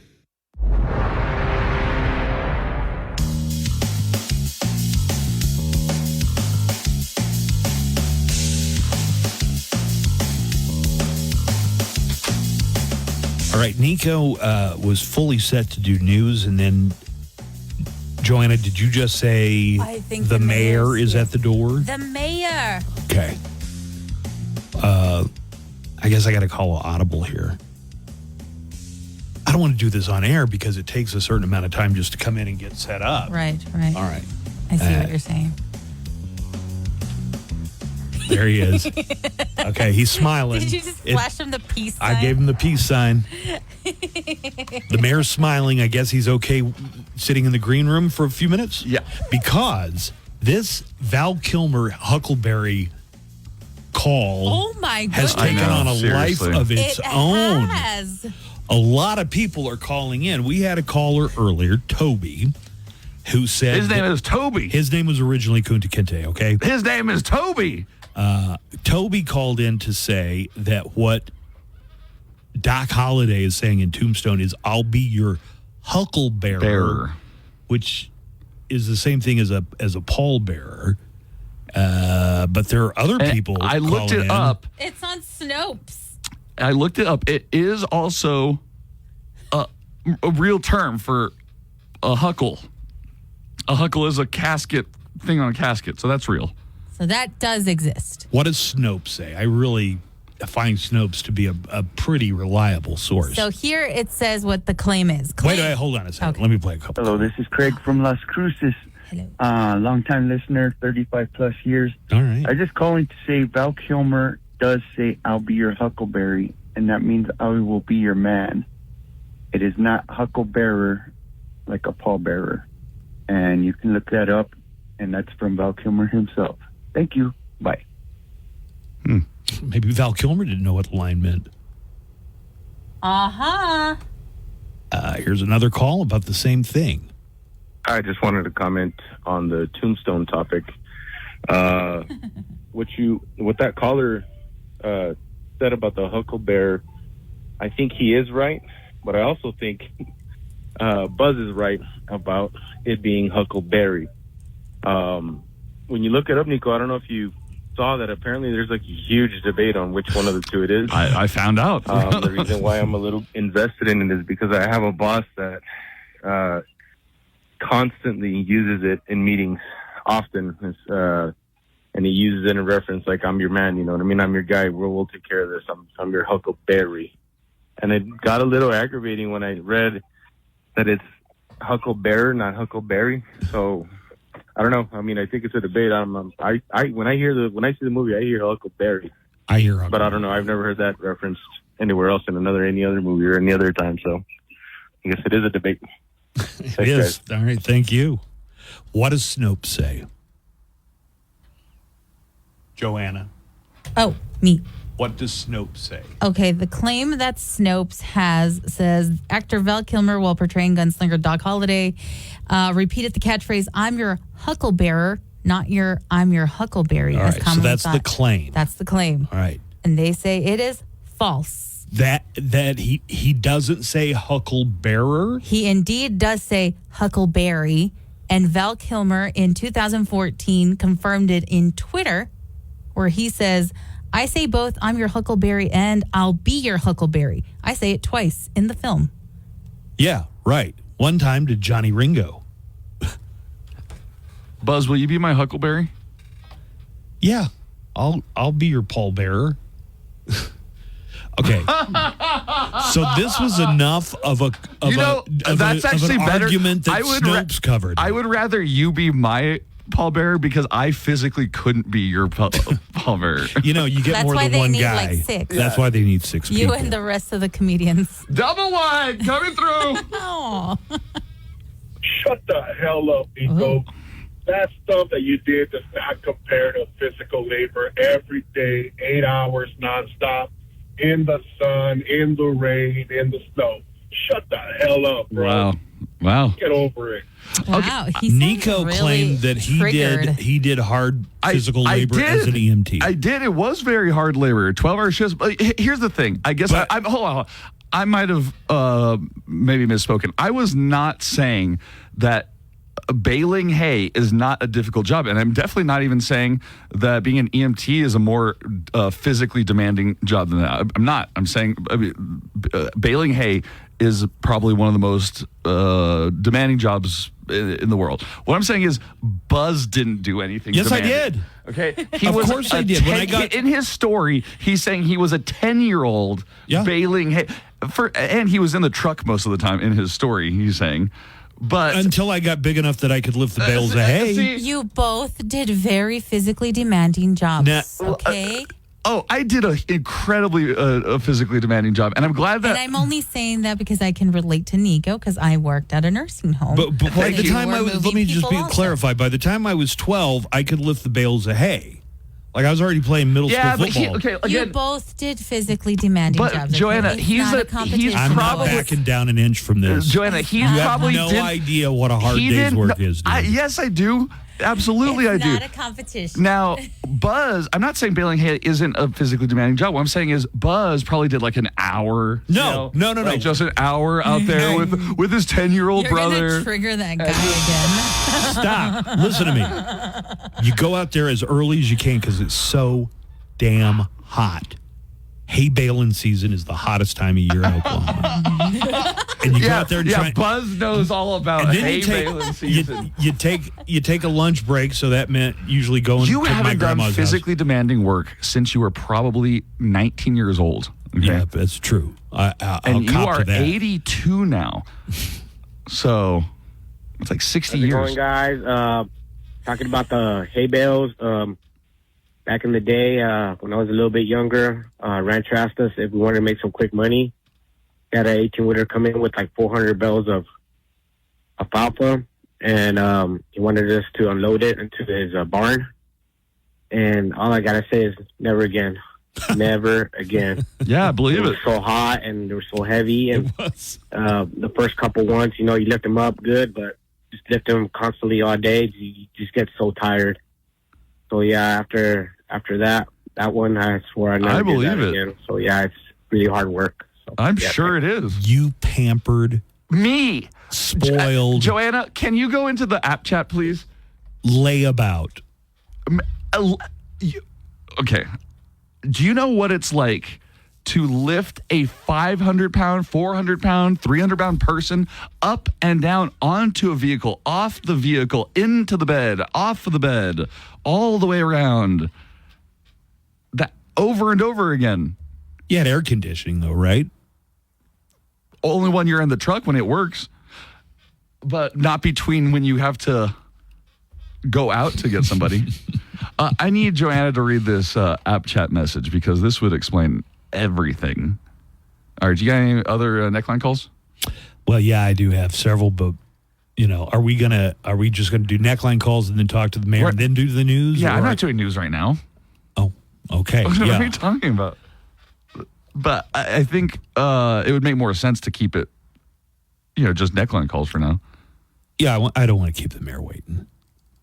Longer than I have to. He only missed us by 30 seconds. I was ready to go if he'd been here 30 seconds Joanna, earlier. can you go to the app chat I'm messages, in the app please? chat, yes. Okay, and then there is Christian O. Can you read his see it. message? Yes. Christian O in the app chat says, me and Nico worked on the ambulance and at the same place, and we sure had our good share up to a minimum of probably 7 patients a shift. Buzz, everyone is not normal weight around El Paso. Think about that. Wow. He's not wrong. People aren't normal weight around here. I think it probably applies to a lot of places in kind of America in general. El Paso has a very disproportionate amount of people who are large. And we even have a bariatric stretcher and bariatric ambulance. So we have a stretcher meant specifically for people that weigh above a certain weight limit because the normal stretchers can't handle it. Hey, Nico, I was an EMT too in L.A., and it was hard work at times. Do you know how hard it is to do CPR to bring somebody back from the brink of death? Jesus Christ, I can't believe that other caller is a moron. EMTs, we're the first line. And anyway, great show. Love you, Buzz, Joanna, Nico. Thank you. Bye. Yeah, thank you. I'm only attacking Nico because he attacked me first. I don't hold any. I hold nothing against EMTs. Oh my God! In general, but I do against respect Nico in to particular. all EMTs out there. People don't realize sure. how strenuous CPR gets after just a minute or 2 minutes of going that rate. Yeah, it's physically demanding. So in the ER, you have people switch off. You go, like 3 or 4 minutes on. Jump in here. Yeah, you have at the moment that you stop. But have you guys seen me sweat before? You know, Have we seen you I've sweat? seen you sweat, Yes. but you're always on stage. Shut at up. a comedy No, club. you're not. Yeah, that's where you sweat. You Yeah, beat right. up. Okay, anyways. Nico, my love, I can't wear that sun costume anymore because you sweated all Yes, through thank it. you. So I sweat very easily to begin with. And so doing CPR, I would be pouring down on the patient normally. You're It's helping to keep him hydrated. Yeah. Just because I want to get in on this and jump on the Bash Nico bandwagon. We're talking about the guy that has eaten escargot versus the kid who was 10 years old driving a truck. I think it's pretty obvious who did the work.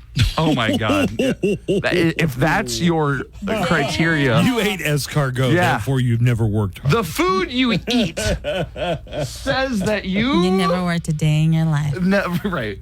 That's automatically what that means. Hey, this is Mondo. Just want to let you guys know, there's a lot of help out there for you guys. You, Buzz, and Nico, just, you bicker, you fight a lot about small things, focus on communication, not winning. Listen actively, speak calmly, use I statements instead of you accusations. Take a time out. If you need to leave the room momentarily, you can. Think about how it's affecting the kids around you. And, there's definitely help out there for you. Notice triggers, identify patterns, practice empathy and respect. Just kind of work out solutions together instead of against each other.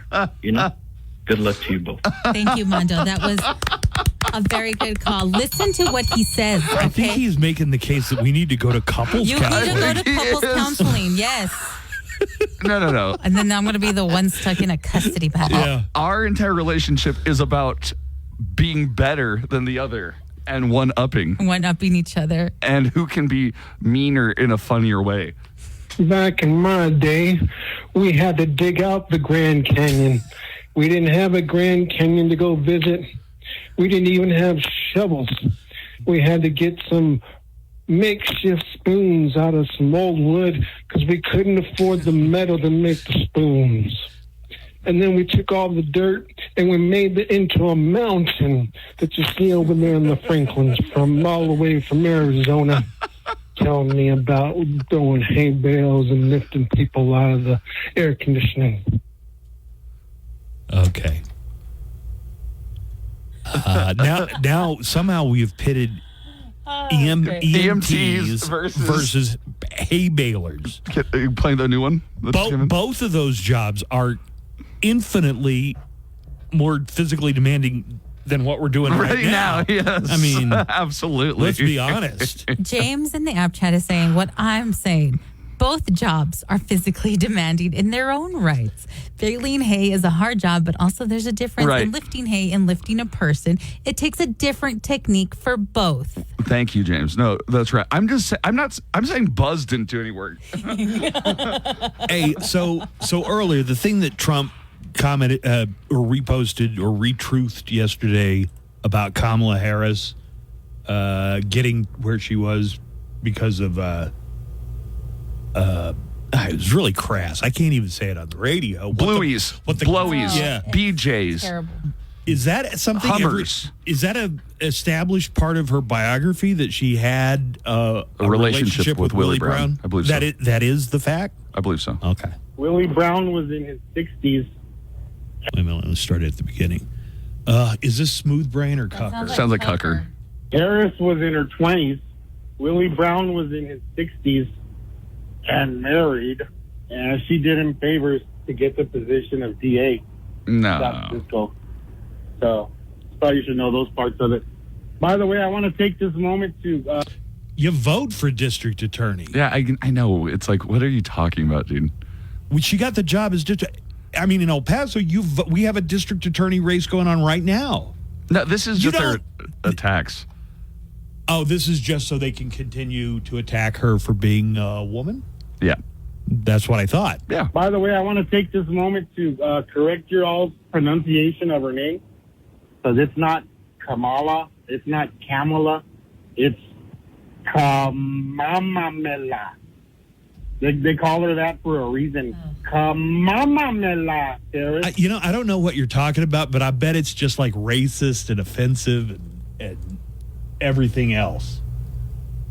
God, it's these MAGA people speak a different language than the rest of us. But I revert back to my original point. Introducing Mind Your Own Business. Yeah, what business is it of yours who she might have had a relationship with? Because they have nothing better to talk about. Because you have nothing better to attack her on. Nothing better to attack, yeah.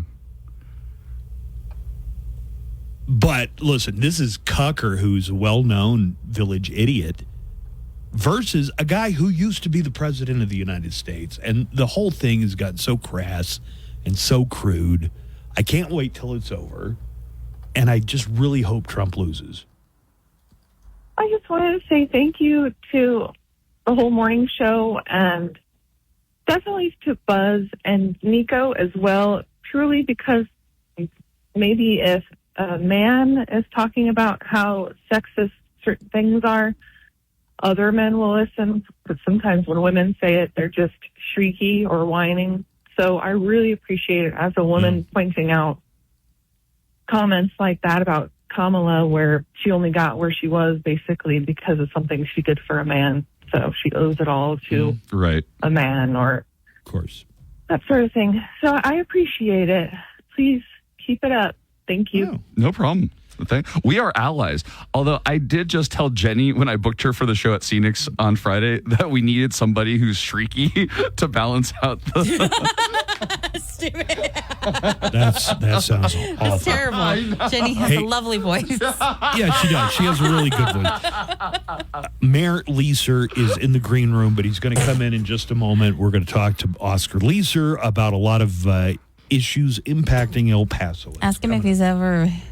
Baled hay. The Daily Calendar. Hey, my legit bro fam. You have Riz. August 29th. In India, it's National Sports Day for whatever sports they play there. Cricket? For the ladies, it's International Cabernet Day or Caber Day. Nay. It's Individual Rights Day and the birthday of John Locke, not the guy from Lost, the philosopher. And don't test your nukes. It's the day against nuclear tests. Testing. Is this thing on? I did a test. And that's your Daily Calendar. This Labor Day weekend, get to a sale. More. Settlement Park Racetrack and Casino. Keep it fun. Play responsibly. Need help? Call 1-800-572-1142. Broadcasting from El Paso for El Paso. The Buzz Adams Morning Show on 95.5 KLAQ. Okay, let's hit it. All right, we're pushing Nico's news back a little bit because the mayor is here, and always glad to have the mayor, Oscar Leeser, who joins us in the studio. Good morning, Mr. Mayor. Good morning. How are you all? Now, I know there's city business you want to talk about. Can you talk about what you did yesterday? Because I just found that all so interesting. Yeah, no, I got some mail from some constituents on Via Serena, and they were having problems with the traffic, so I went down to the school, and, PD went with me, the chief of the El Paso Police Department, the assistant athletic director. We had a lot of people over there because we want to make sure. And you go out yourself to look at that kind of stuff. I did that during. See what the situation is. Yeah, because I want to be able to see it and then work on it. And which school? Pardon me? Which school? Hornado. Yeah, so. Hornado and Lundy right there, and it creates a big traffic jam. So boy, does it ever! My kid went to middle school at Hornado. Yeah, and we have a plan now. We spent probably 2 hours over there, just kind of walking the school, the back of the school, kind of seeing how we can remark crosswalks. We can add, different lights, and so we got a plan, and we're working really close with the school district. They were very helpful to see what we can do. And but you said it took longer than you thought it was going to do because so many Hornado middle school kids wanted to take their picture with the mayor. They all recognized me when I was walking. They all stopped, says, "Mayor, how are you? Can I shake your hand?" I shook hands with all of them. Oh, that's and then so we cool. got a line of, I'm telling you, those hundreds, and I took pictures with every one of them. Yeah. And then they all came back, and they all wanted my autograph, so I gave them all my autograph. And, it's really humbling and interesting that they all knew who the mayor of the city. When I was that age, I don't think I knew who the mayor of my town was. I don't think I had the first idea. Maybe with social media, that probably today more kids and a younger generation can know about city politics and who the people in their government are than when we were younger. Or definitely when you were younger. Well, plus you have to go to school. Yeah, right. That's a good point. No, but it was great, and I love talking to all the kids, shaking hands with them, taking pictures. But Yeah, then that sounds like that sounds like a lot of fun. Oh, it was a lot of fun, and it's very humbling, and it sometimes it surprises you. They all recognize you wherever I go. They seem to recognize who I am, and that's really a compliment to that. They all feel they can come up and talk to me, and I'm open to shaking hands, taking pictures with them all. So I was very humbled and put a big smile on my face. For 3 years, when my daughter went to Hornado, picking her up was the same routine. There was a house for sale, so we knew there was nobody in it, 6 blocks away from the school, and she would walk there and meet us, so we didn't have to get anywhere near that horrible traffic around there. Yeah, so. we're gonna work on to make it better, and Richard Bristol from the Streets Department and Manny Chavita, the police chief from maybe Streets Department is who I need to talk about. This has been a real concern for me for a long time. The lines that tell you which lane is which lane are so faded in some parts of town, they need to go out there and repaint the street lines. And that's some of the things we saw that we're gonna do that in the Hornado area. Do it everywhere, Mayor.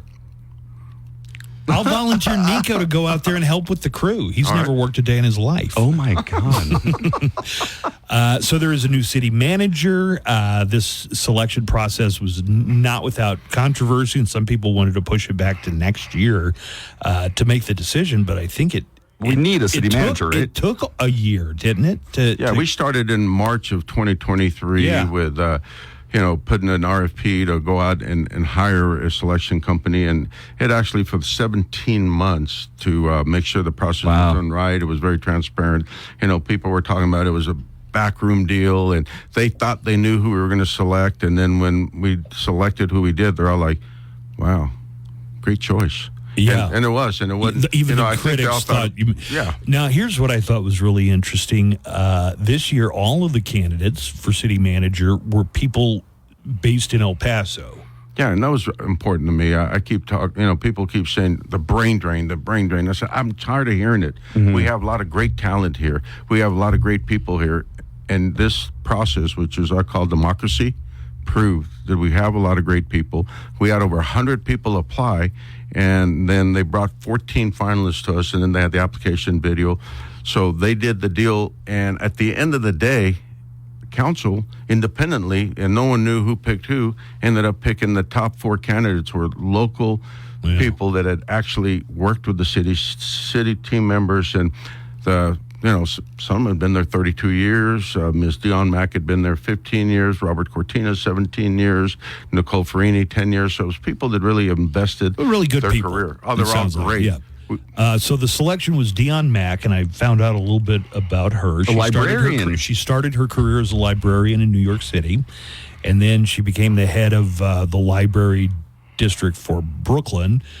But then she came here. Did she come here as an assistant city manager, or what brought her to El Paso? No, she came here and she was head of libraries. Yeah, head of libraries in El Paso. Almost 15 years ago. Yeah. And she's been the deputy city manager over most of the departments, including public safety, which is our number one priority as elected officials, make sure we provide public safety for our citizens. She was head over public safety, and she has hit the ground running. And she, I met with her yesterday, and she is meeting after meeting because she wants to maybe look at moving some people around, but she goes, I'm not going to make a decision till I talk to everybody and make sure that what we're doing is best for the community.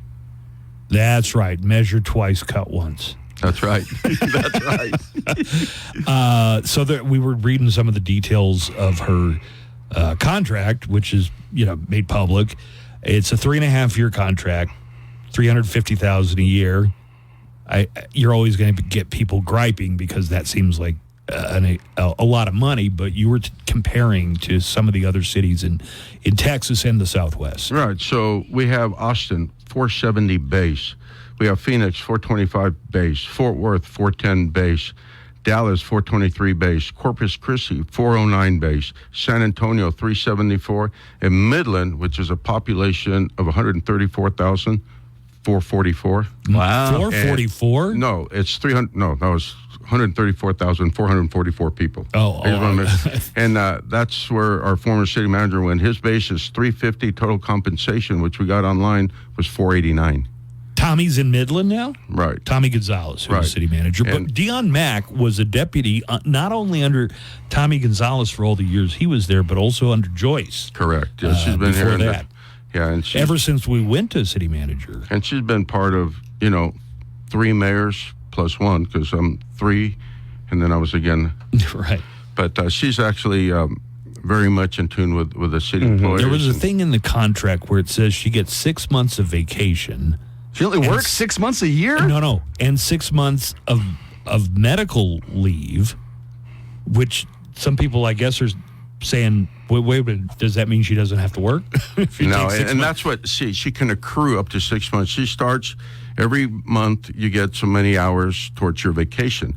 If you don't take it, the rollover every year. She can only roll over up to 6 months of vacation and 6 months of sick leave, and you can cash it in or put it towards your retirement. But she's not getting anything. She's not getting additional vacation time. She's not getting any additional. It's not like she starts with six months. No, vacation. she starts. That's the max. That's a maximum you can accrue once you go to retire. That's not that unusual of an employment contract. The city has that. The city has where you can accrue your vacation. She's been with the city for 15 years, so that's actually, like I said, in the contract.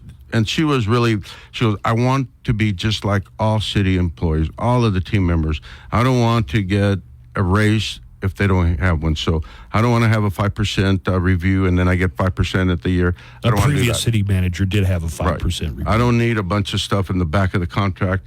I want to get $350. I want to go to work, and so she gets a car allowance, and she gets a little of the 401A, which everybody has available.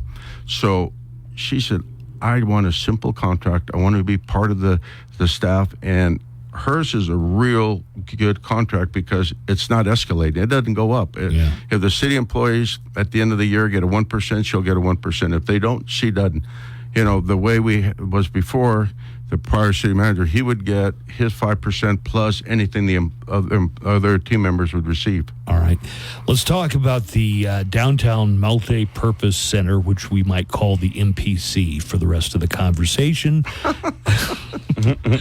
Shorthand. They had the first meeting with citizens, getting feedback on what they think, and there are going to be more of these. So, Mayor, do we have one today? Yeah, we have one today, and that one will be a community meeting downtown at the Best Urban Park. So we're going to have 10 of them, and we're going to show the public the timeline and everything that's going on, and that'll give our citizens the opportunity to look and say, hey, do you want to continue with the MPC, or do you want to revoke the remainder of the bond that's left? Is this going to be on the ballot in November? November 5th will be on the ballot, and you vote yes to continue or no to revoke. So, but we want to explain, what means yes and what means no. And part of the law says that as elected officials, I can give my personal opinion, but I cannot support the project for or against. You're not trying to persuade anybody necessarily. No, you can't. Right. You'd violate the law. So when we go to these meetings, we just want to show you, give you the information. So I started saying about 5 years ago, I don't think this thing is ever going to get built. And now, for the first time, I'm really feeling like that's the city's position seems to be that we're not going to have a downtown MPC. And I think that's probably representative, and we'll find out November 5th. I think that's pretty representative of the city. I think they're fed up with the whole thing and want to do something else with the money. Well, we want to give them the voice and the opportunity to look and see what it would have cost if we would have built it, and that's part of the presentation. You'll see that on there. Oh, cool. How it would have cost to build it, and I'd love to make sure that we have a lot of people show up and be informed, because that's what we want to do. All right. Be informed before you go to the ballot. Where can people go to find out all of the on the city website? Okay. They'll have all 10 locations on there. What city website? City of El Paso, by the way. You don't know. I know what city we're in. I didn't want to throw you a curveball or anything. Like, what is the website? ElPasoTexas.gov. Thank you very much. Wait a minute, Oscar. Yes, did sir. you not know? No, I knew. No, obviously we knew that. Okay, but I was a little shocked. Both of us did, right? I'll cover you if you cover me. I think he's more incredulous that you would even ask the question. Yeah, what city website? What is really, it? Buzz? EPText. What is it? Gov. ElPasoTexas.gov.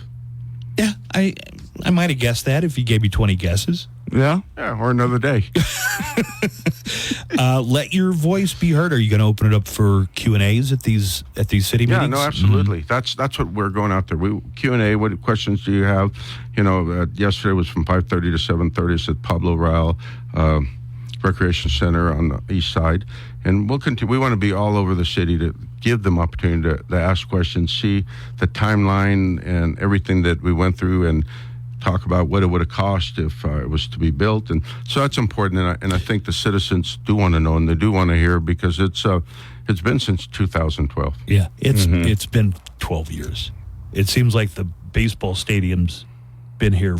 Well, they just celebrated their 10th anniversary, and they've been playing at Southwest University Park the whole time. What city?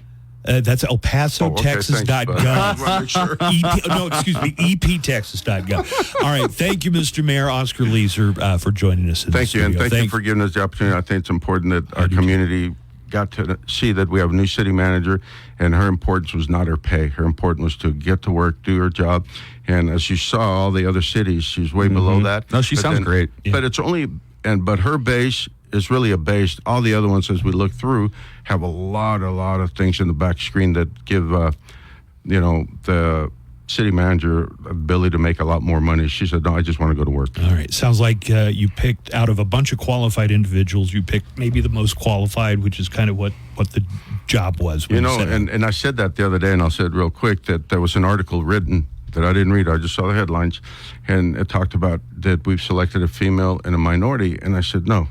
We selected the best candidate. Yeah, absolutely. That's true. All right, thank you, Mayor. Thanks, y'all. Let's Have a take great a day. break. Nico next with news right after this. Leave a message on the net line at 844-805-6325. Hey, I tell you what, Buzz, when I first heard of this neckline, I thought it was the dumbest thing I ever heard of. But I done called you about 4. Uline, your shipping and industrial supply specialists. Visit uline.com. Hey, what are your plans for Labor Day weekend? I'm going to sell adult lemonade. It's just normal lemonade, but I'm going to have a boob out. Boob. Staycation. I'm inventing barbecued ice cream. Oh, never mind. I'm going to do a DIY massage, but just the happy ending. Don't look at me. It's Labor Day. I'm going into labor. Have a happy Labor Day. Be safe out there. The Buzz Adams Morning Show is back.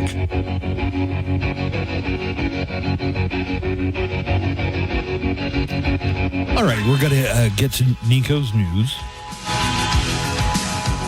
Appreciate the mayor coming by. Yeah. And not getting too mad that he had to wait in the green room. Or he's got a busy schedule. Every day he's got a book schedule. Or that you were dense enough to ask what the website for the city is. Dude, I don't think he knew it off the top of his head. You're embarrassing me in front of the mayor. He's a lame duck.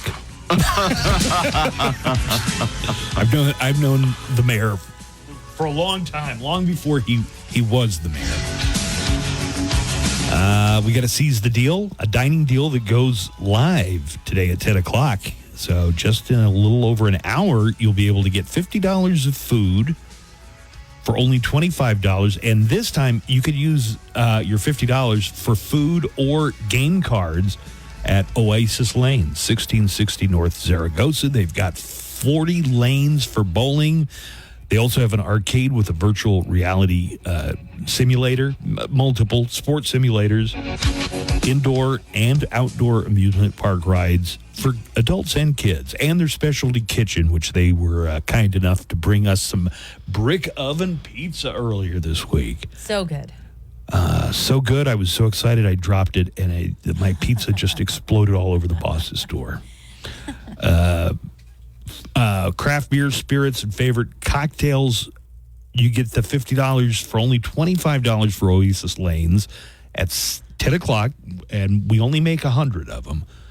Take advantage of this dining deal by going to KLAQ.com. Look for the dining deals on the must-read bar or using the KLAQ mobile app, the dining deals button on the mobile app. And we only have today and tomorrow left for the Ghost Song of the Day. This is our next to last Ghost Song of the Day. And I'm going to tell you what hour it's going to be played in. Then Joanna is going to play a little bit of the song so you'll know it when you hear it. Today's Ghost Song of the Day is Spillways. It's going to be played in the noon hours, so sometime between noon and 1 this afternoon. Let's hear a little bit of Spillways, and I'll tell you what to do when you hear it during the 12 o'clock hour.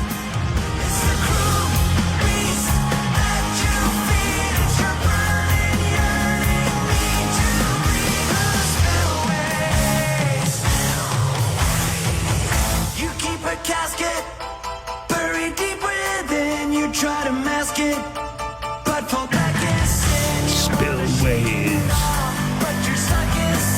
That is Spillways Ghost, and our Ghost Song of the Day is going to be in the 12 o'clock hour today. When you hear the song played, as soon as you recognize it, you want to try and be the 13th caller, and the number is 915-910-4995, 915-910-4995. If you are our daily winner, you get the Ghost concert movie soundtrack right here, right now, which is a fine prize. You'll enjoy that, but you're also eligible for the grand prize. We'll be drawing for that at the end of August. It's an autographed Phantom and guitar signed by Tobias Forge of Ghost, and just the guitar in the case, it comes in over $2,000 value, but it also has that autograph, which makes it a collectible, and we only have today and tomorrow to do Ghost Songs of the Day. Well, I noticed Steve Kaplowitz has entered the room, so it must be important because he's not sitting down. That means he just wants to say something and get the hell out of here. Exactly right. Like. That is exactly right. Good morning. Cappy? I need to let all your listeners know that the dining deals goes on sale tomorrow at 10.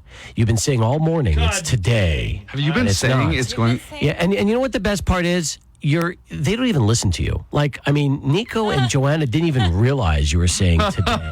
So that tells me that, yes, that is one of them he said tomorrow. I know he did. Well, I've kind of been sitting here in a Friday state of mind all day because, 3-day weekend coming up. We're playing the Buzz Adams Dining Deals drinking game this morning, and you've said, yes, today. The wrong. Right. It's not today, guys. It's tomorrow. It's tomorrow. Oh, my God. I'm just seeing the messages in the app chat now. Dining deals on Thursday now? Okay. All right. my God. So, listen. Yes. I was in a sales meeting. You can't blame me because was just called by Brad. No, not Brad. Kevin. Brad's in the meeting. Yes, Brad is in the meeting. Go in there and tell Buzz he's saying the wrong time. What's all this pizza sauce on my door? Or was your wife telling you that? No. It was Kevin? It was Kevin. Yeah. You got to give me a pass because I'm just happy you're talking about it. And enfeebled. Yes. But these two are in their prime. You would think one of these, either the producer of the show or him. What am I? The bigger question is this, Buzz. Now I'm starting to wonder, how much do these two actually listen to what comes out of your mouth? Just like if I go into one of the liners, I think they just fade out because they've heard it 50 times. When it's a liner, he's got the information right there. You have this hypnotic quality to your voice that really just puts people to sleep. Me out. All right, great. Yes. So that's right. Tomorrow, 10 a.m., Oasis Lanes, $50 for $25. Folks, I think this one's going to have a really great shot at selling out, so get those while you can. Hey, Steve, do you know what the website for El Paso City Government is? Isn't it just like, was it elpaso.gov? Yeah, there you go. Good enough. No, that's not it. It's EP. You could have said that and it would have been fine. EPTexas.gov. EPTexas. It's elpasotexas.gov. But I guess if you said it was EP Texas. But you know what? Say that. It's possible that elpaso.gov could be El Paso, Colorado. So you got to be careful about that. There's so that's a whole probably county up why. there Yeah, called that's El probably Paso. why EP Texas makes the most sense. By the way, it's good to see Oscar was here this morning. Yep. So anyway, all right, I'm going to go back to my meeting. All right, Get in there. Kathy. They're giving the wrong day. I'm sorry. The dining deals are always on Friday. A lot of people know they're on Friday. Right? I think so, yeah. Also, Yeah, I thought it was Friday too, okay? You've been thinking today's Friday? Yes. It's Labor Day fever, baby. Yeah, it's because we don't work one day. Let's go ahead and get to our news headlines for today. Okay, let's hear it. It begins now. With a look at today's top stories, here's Nico at Jimmy. And Nico, we are going to have to break in about 5 minutes, so we'll come back and do part 2 of the news, okay? Okay. Should I do the news just like it's Friday? Or like normal? Normal. Okay. We take the news seriously around here. Well, then let's start off with some serious news. 4 people were killed and 10 more were injured in an accident in Texas yesterday. The Texas Department of Public Safety says that just before 8 a.m., a van veered off US 287 about 80 miles northwest of Dallas and rolled several times when the driver overcorrected.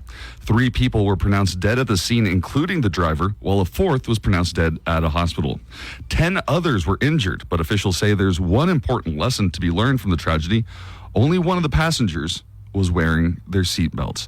Here is Tony De La Cera with the Texas Department of Public Safety in a press conference about this.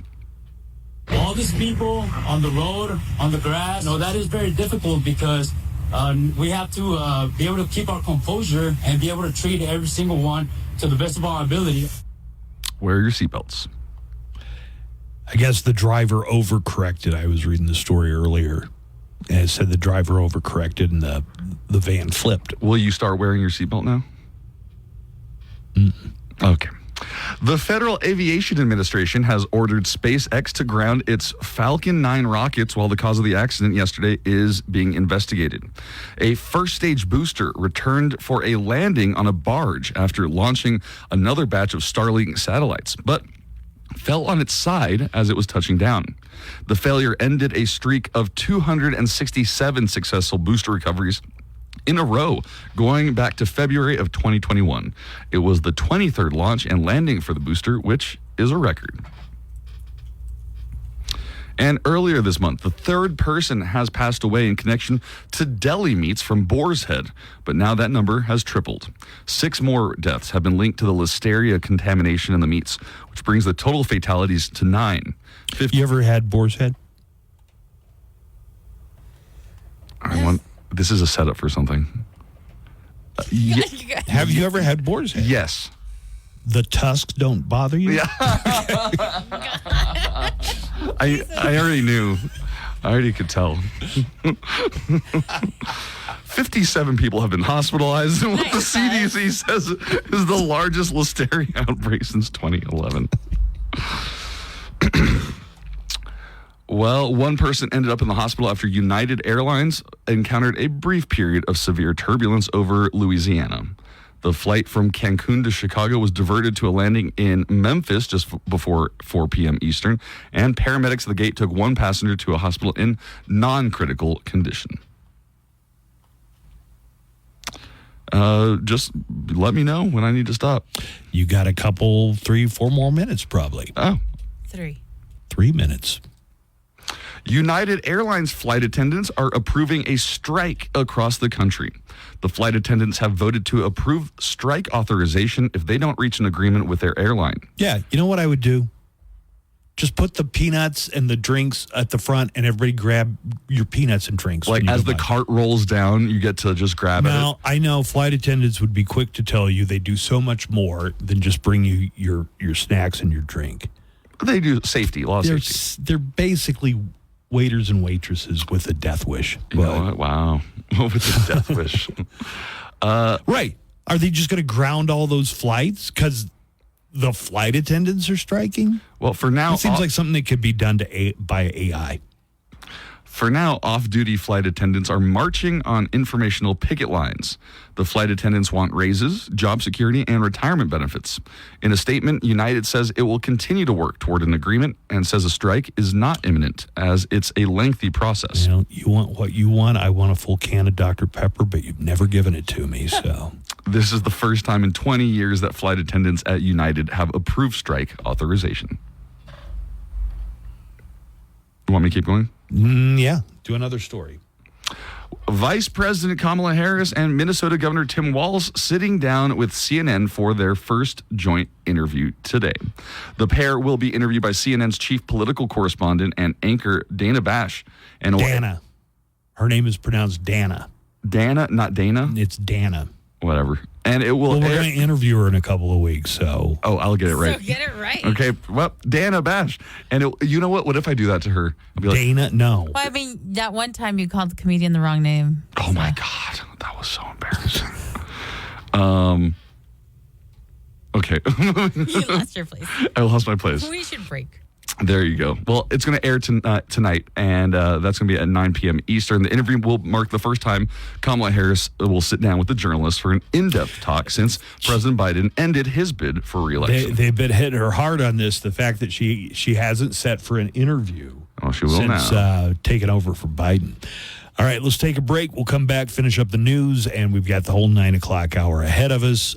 More coming up right after this. Car started $770,000 today at Custom Buick GMC, only by the airport location, Montana and Airway. The Buzz Adams Morning Show, Monday through Friday, 5 to 10. KLAQ and KLAQ HD1, El Paso, a Town Square media station.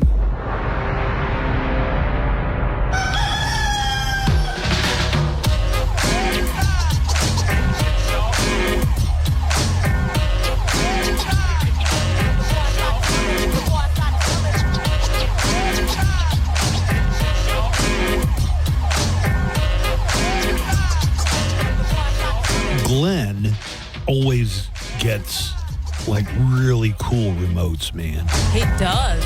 Joanna gets the best. What are you talking about? I know. Glenn Joanna and I gets are pretty both good. fighting. Yeah. Join KLAQ's Glenn Garza at Lucchese Bootmaker. That's pretty cool. For a huge Labor Day sale. And he gets like the motorcycle ones. Oh, he gets all the motorcycle ones, a lot of bar ones. Joanna gets her share of bar ones too, I think. Yeah, those are cool. And liquor stores. No, those are fun.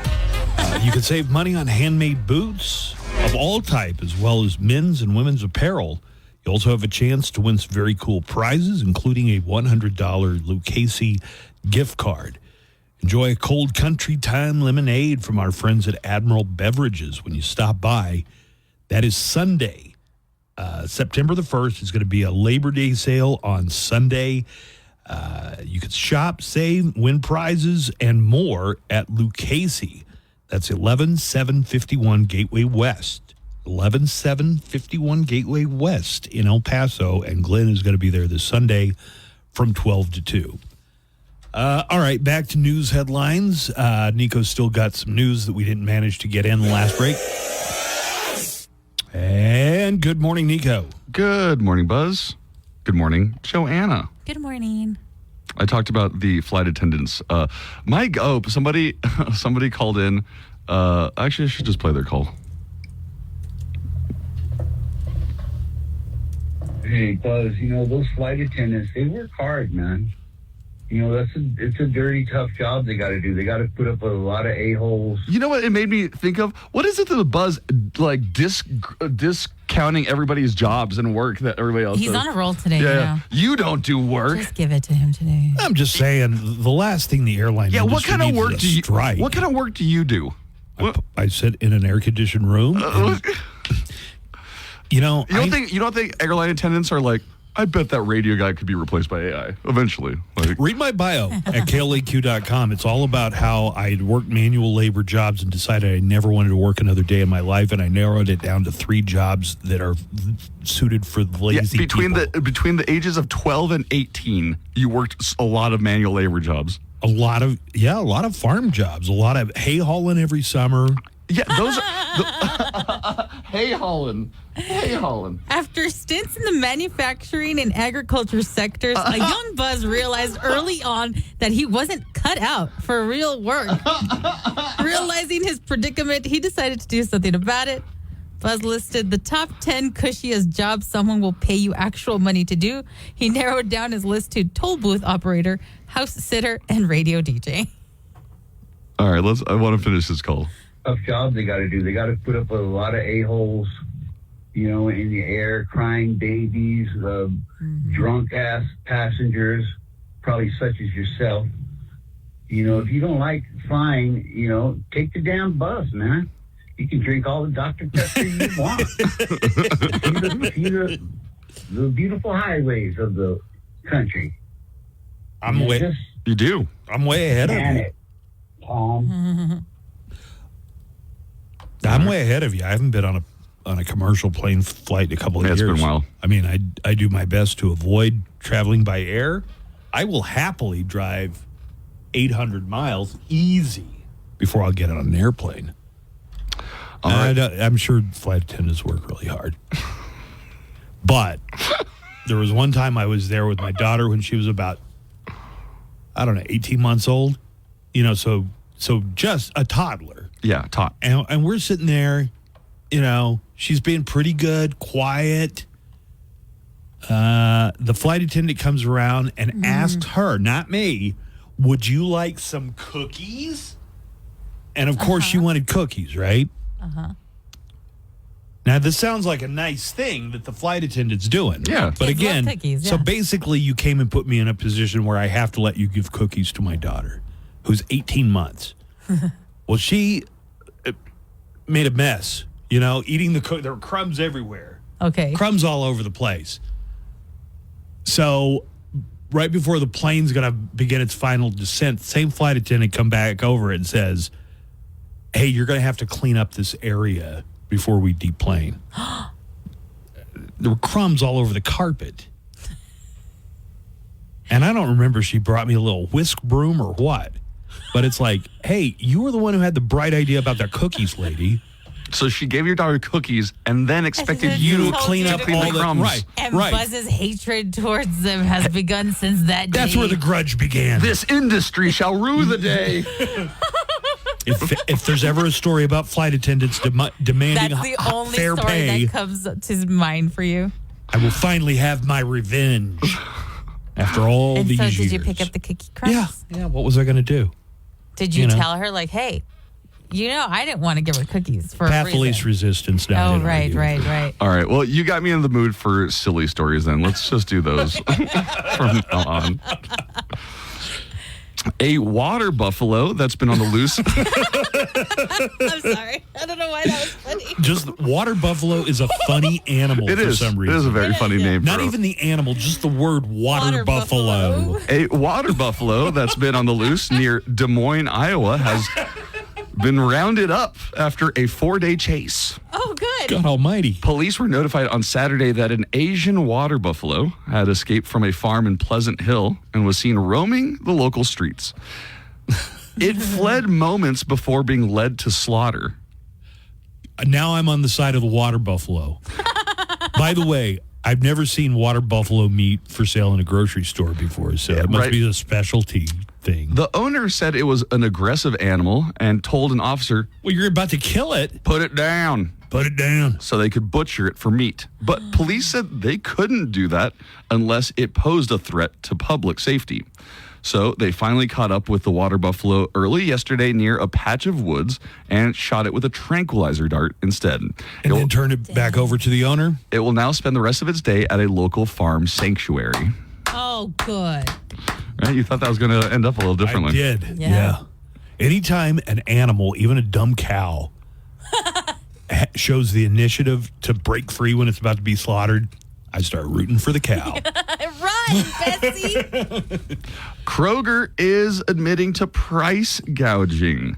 Kroger is admitting to raising prices far higher than necessary to fight inflation. Wait a minute. Is that a grocery store or are we talking about a Nickelback concert? This is the grocery. This is the grocery store. Okay. Do we have Kroger? In Texas, we do. Yeah, but not in El Not in El Paso. The company's top pricing executive testified that the company had raised its prices significantly higher than the cost of inflation, specifically with milk and eggs. The testimony was part of a larger antitrust lawsuit aimed to stop Kroger from buying Albertsons. But this isn't price gouging.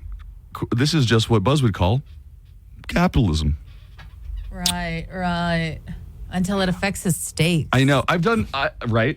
I've done stories before about how, like, in emergencies, people, like, just bought all the water they could and jacked up the prices. And Buzz is like, yeah, that's perfect. Doing good business. What are you talking about? That's awesome. Because you don't understand. Oh, I don't understand. Yes. Really? Okay. So, during a natural emergency, somebody might go and rent or buy a bunch of generators or just bottled water outside the region where the But you don't price them to the point where Yes, the you people do. so FEMA prices people in disaster zones for No, things. FEMA doesn't charge as a government agency. I'm talking about private individual citizens who might bring That's called in. price gouging and using. It's called getting much needed relief supplies to places that they otherwise would not be. Okay. Oh my God. High price. You're never going to convince anybody that price gouging is a good thing. Well, there's price gouging, and then what you're describing, which is entrepreneurship, which is a good thing. So if they charge $400 for a bottle of water, they wouldn't sell any water.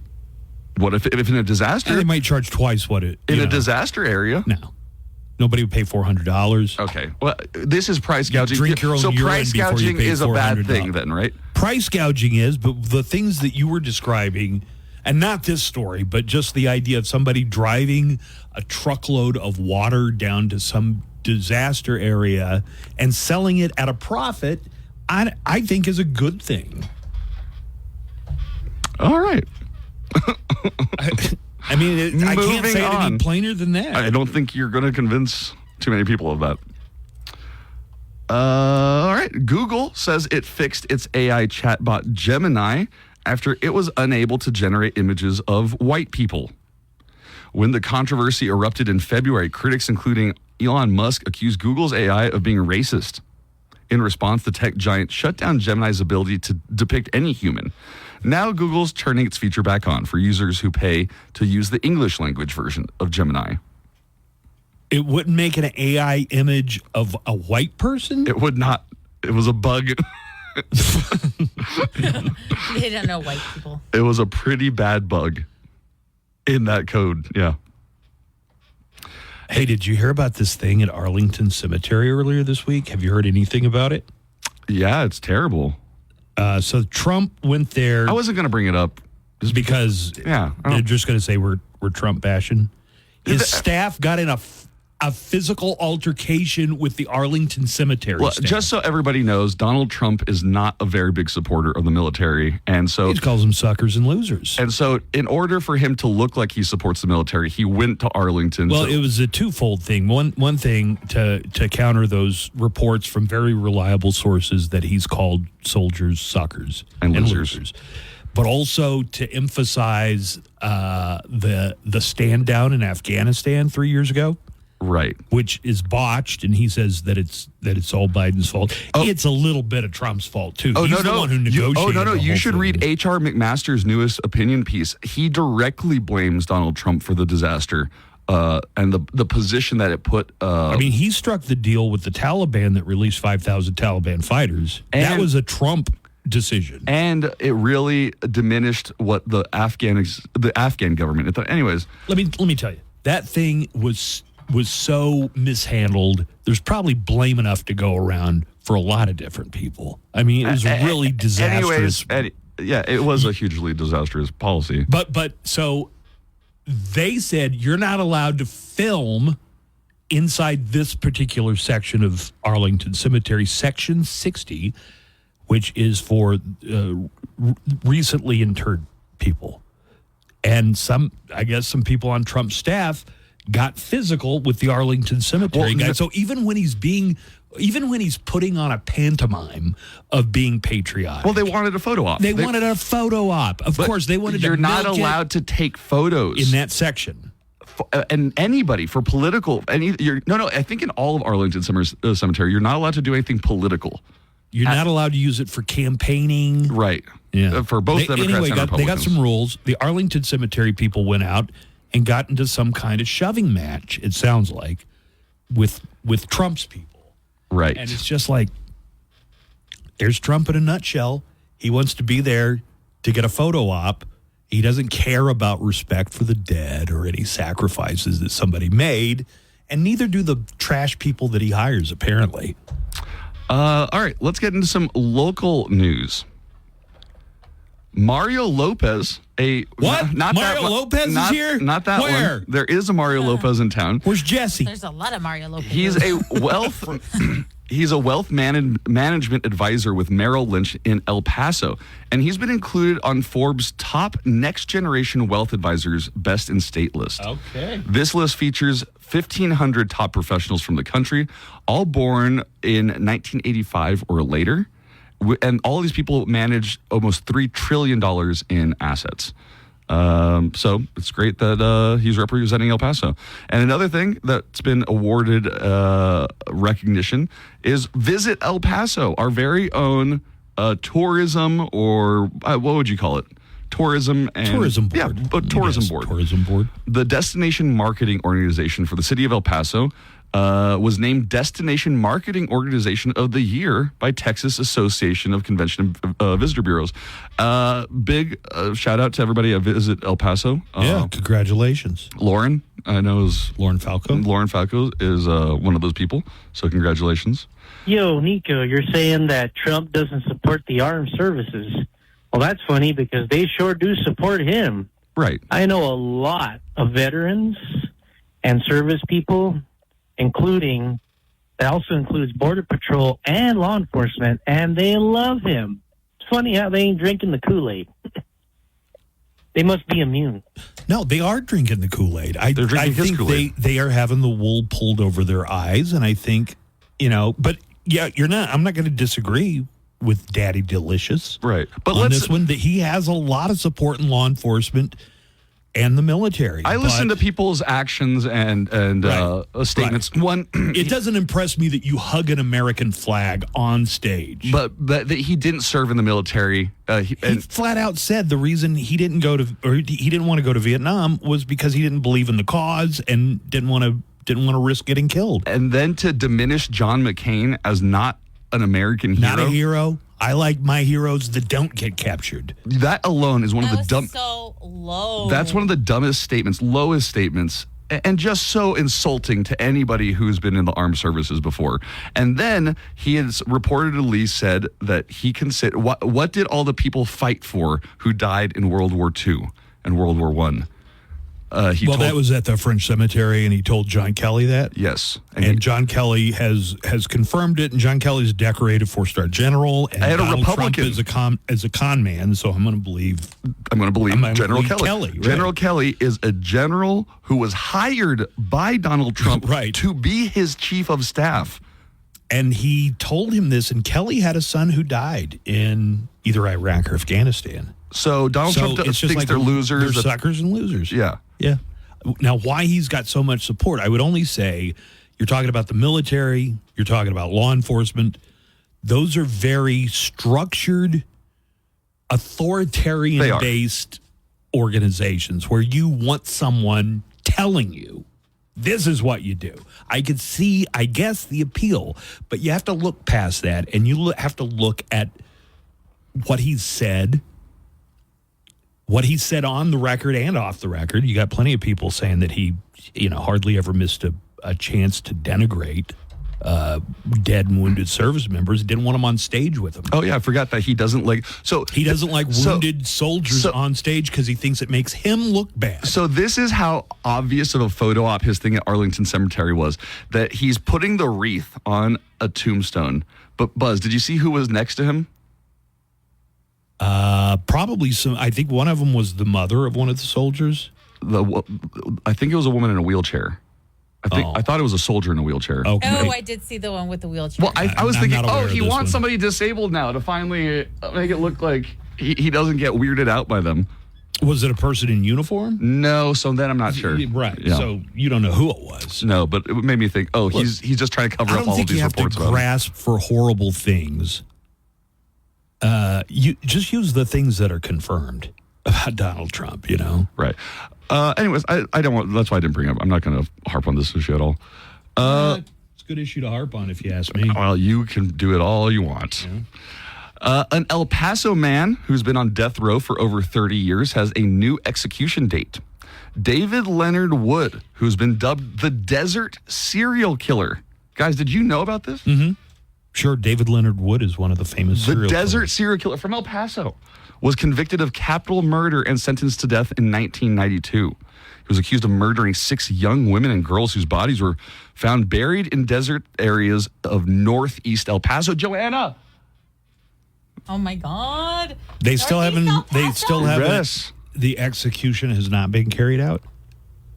No, it will be happening soon. He's been scheduled for execution only been since 32 years. 2009, but his latest appeal, which asked for additional DNA testing and to recuse the trial judge, was denied by the Court of Criminal Appeals in May. So it is going straight to execution. It'll take place in March of next year. Hey, I got just one story I want to tack on at the end. All right. I was going to bring that up in News Nugs. That's crazy. It's in the prep. Yeah. So a 4-year-old kid was in a museum in Israel, and he accidentally broke a 3,500-year-old jug that was considered priceless. So that is a Bronze Age work How of... did he even get the jug? I guess it was not secured that well. Curators of the museum that say they think there is a special charm to their museum because visitors are able to get up close to the artifacts without obstruction. So no, it wasn't behind glass. It wasn't even roped off. Because you're supposed to look with your eyes and not your hands, people. Yeah, but you don't learn that till kindergarten, so he was 4 years old. Good point. The dad says that his 4-year-old son was curious what was in the jug. So he pulled on it slightly, according to the dad, to look, which caused the 3,500-year-old jug to fall off the pedestal and shatter. It is considered, or was considered, priceless.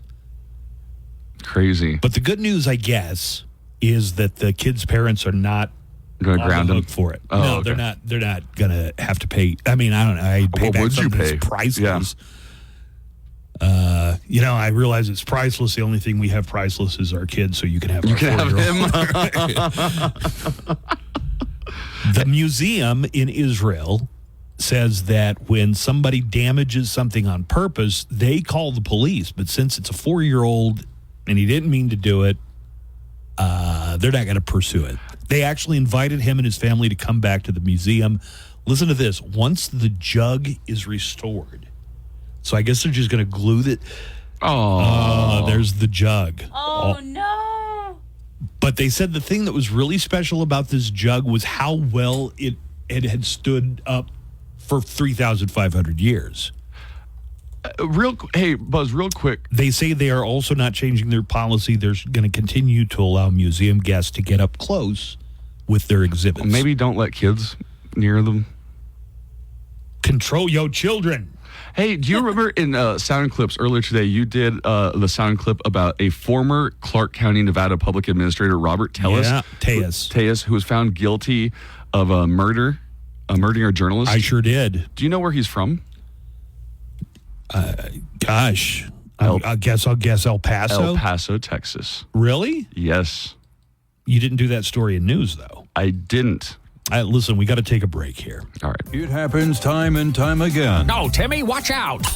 You broke another Bronze Age jar. Now there's Bronze Age Jar Repair and Replace. Yes, we'll come to your house and glue together your Bronze Age jar, and if it's unsalvageable, we'll replace your Bronze Age jar in 1 business day. Bronze Age Jar Repair and Replace is great. My son broke a Bronze Age jar, and then the next day I accidentally broke a Bronze Age jar that was on my mantle. And Bronze Age Jar Repair and Replace came and took care of it, and I didn't have to miss any work. Thanks, Bronze Age Jar Repair and Replace.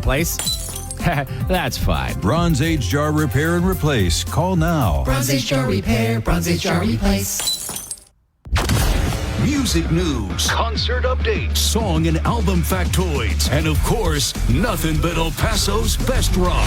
Oh, Chrysler, Dodge, I-10 at Sunny Park Drive or online at sunnyparkdodge.com. Includes factory rebate and dealer discount plus TTNL on select vehicles. Offers not combined. They make you laugh every day. They keep you up to date on all the news. They're just fun to listen to. Buzz Adams, mornings on the Q. Buzz, what a cute little name. This is the morning show on 95.5 KLAQ.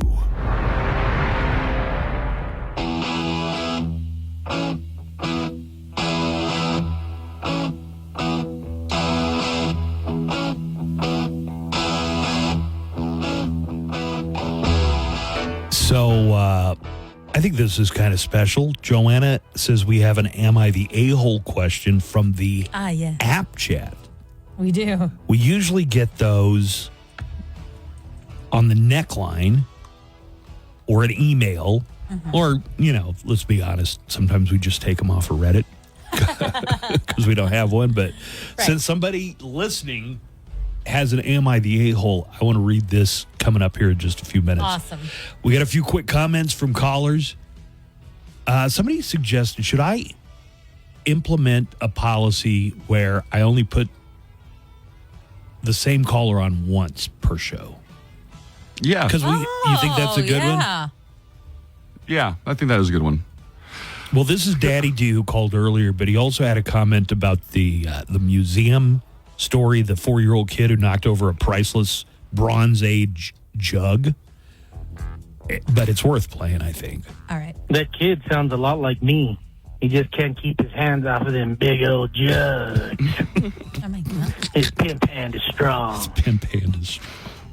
Yeah, maybe limiting. Might be a little. Yeah. that was pretty funny, though, right? Limiting that dude for sure. I guess a minute is a short amount of time for anybody to really get out all of what they're trying to say or think. So maybe sometimes somebody says something on the neckline and then thinks of something later on and wants to come back. Well, that's an interesting thing because I said, hey, let's try and cap these at a minute if you call in. So you know what people started doing? Is leaving multiple. Part one is like, I'll call back with part two. And then they call back with part two. That doesn't count either. Purpose, right? Yeah, Buzz, do you own a pair of cowboy boots? And if you do you tuck in your jean bottoms or you leave your jean bottoms out? Jeans in. That's a good question. Jeans in. Jeans in. Maybe ladies might put their jeans out. Wait, you tuck your his jeans into his boot. No, I do not tuck my jeans into my boots. Oh. Jeans out. Oh, jeans out. Wait, you guys didn't think I tucked my jeans into my boots? Well, that would be jeans in. Jeans in. I said that I am jeans out. Oh, my bad. 100% of the time. I mean, the only way I would be a jeans in type of guy is if I was walking through like a real snaky swamp or something, or, you don't want a snake in your boots. Oh, God. There's a snake in my boot. Why, Joanna, jeans in or out? Out. Mainly because I get like the boot cut jeans. A boot cut. I have a lot of boots. I got some cowboy I probably boots. got like 4 or 5 pair of cowboy I love boots. me some boots. Were they made for walking? Yeah. I'm afraid this is... I'm getting almost to the point where I recognize the numbers. This is either Cucker or Smooth right. Brain. Are you going to play the whole thing? No, God, no. The anonymous one is usually either Cucker. The anonymous is usually Cucker. Yeah. Oh, because all of his info used to show up. It used to show up. And then he got real paranoid because we I found found out him on about it. social media, and it's just like the saddest Facebook page you've ever seen in your life. See, I knew you were going to bring it up. So I want to read you guys a statement that was put out by the families of the service members who, by the way, invited Trump to be with them. Okay, so this goes on for 3 minutes. Here's how you edit down a story. Yeah, some of the family members whose sons died 3 years ago on that disastrous stand down in Afghanistan. I heard the mom of one of them.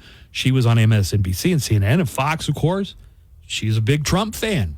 She puts all the blame on Biden.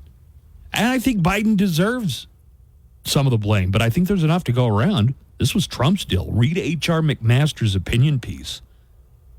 H.R. McMaster was in the Trump White House. He was his national security advisor. Right. And he says that Donald Trump insisted on making a deal with the Taliban, right, and going around the Afghanistan government. The government that we had kind of propped up, secured, and said, we will be there for you and we'll get you out if anything goes sideways. We didn't. And we left a lot of the civilians, including a lot of women, who now have to cover their faces. And did you see that? The Taliban is reinstating you've got to have your face covered and you're not allowed to look at a man that you're not related to. But by doing this, by Donald Trump's administration dealing with the Taliban directly, that took away legitimacy from the actual Afghanistan government, and so they kind of fell a lot more easily because of that. He released 5,000 Taliban fighters, so there's enough blame for multiple people here. But the point is that she's a supporter, right. and we're not going to be surprised that she put out a statement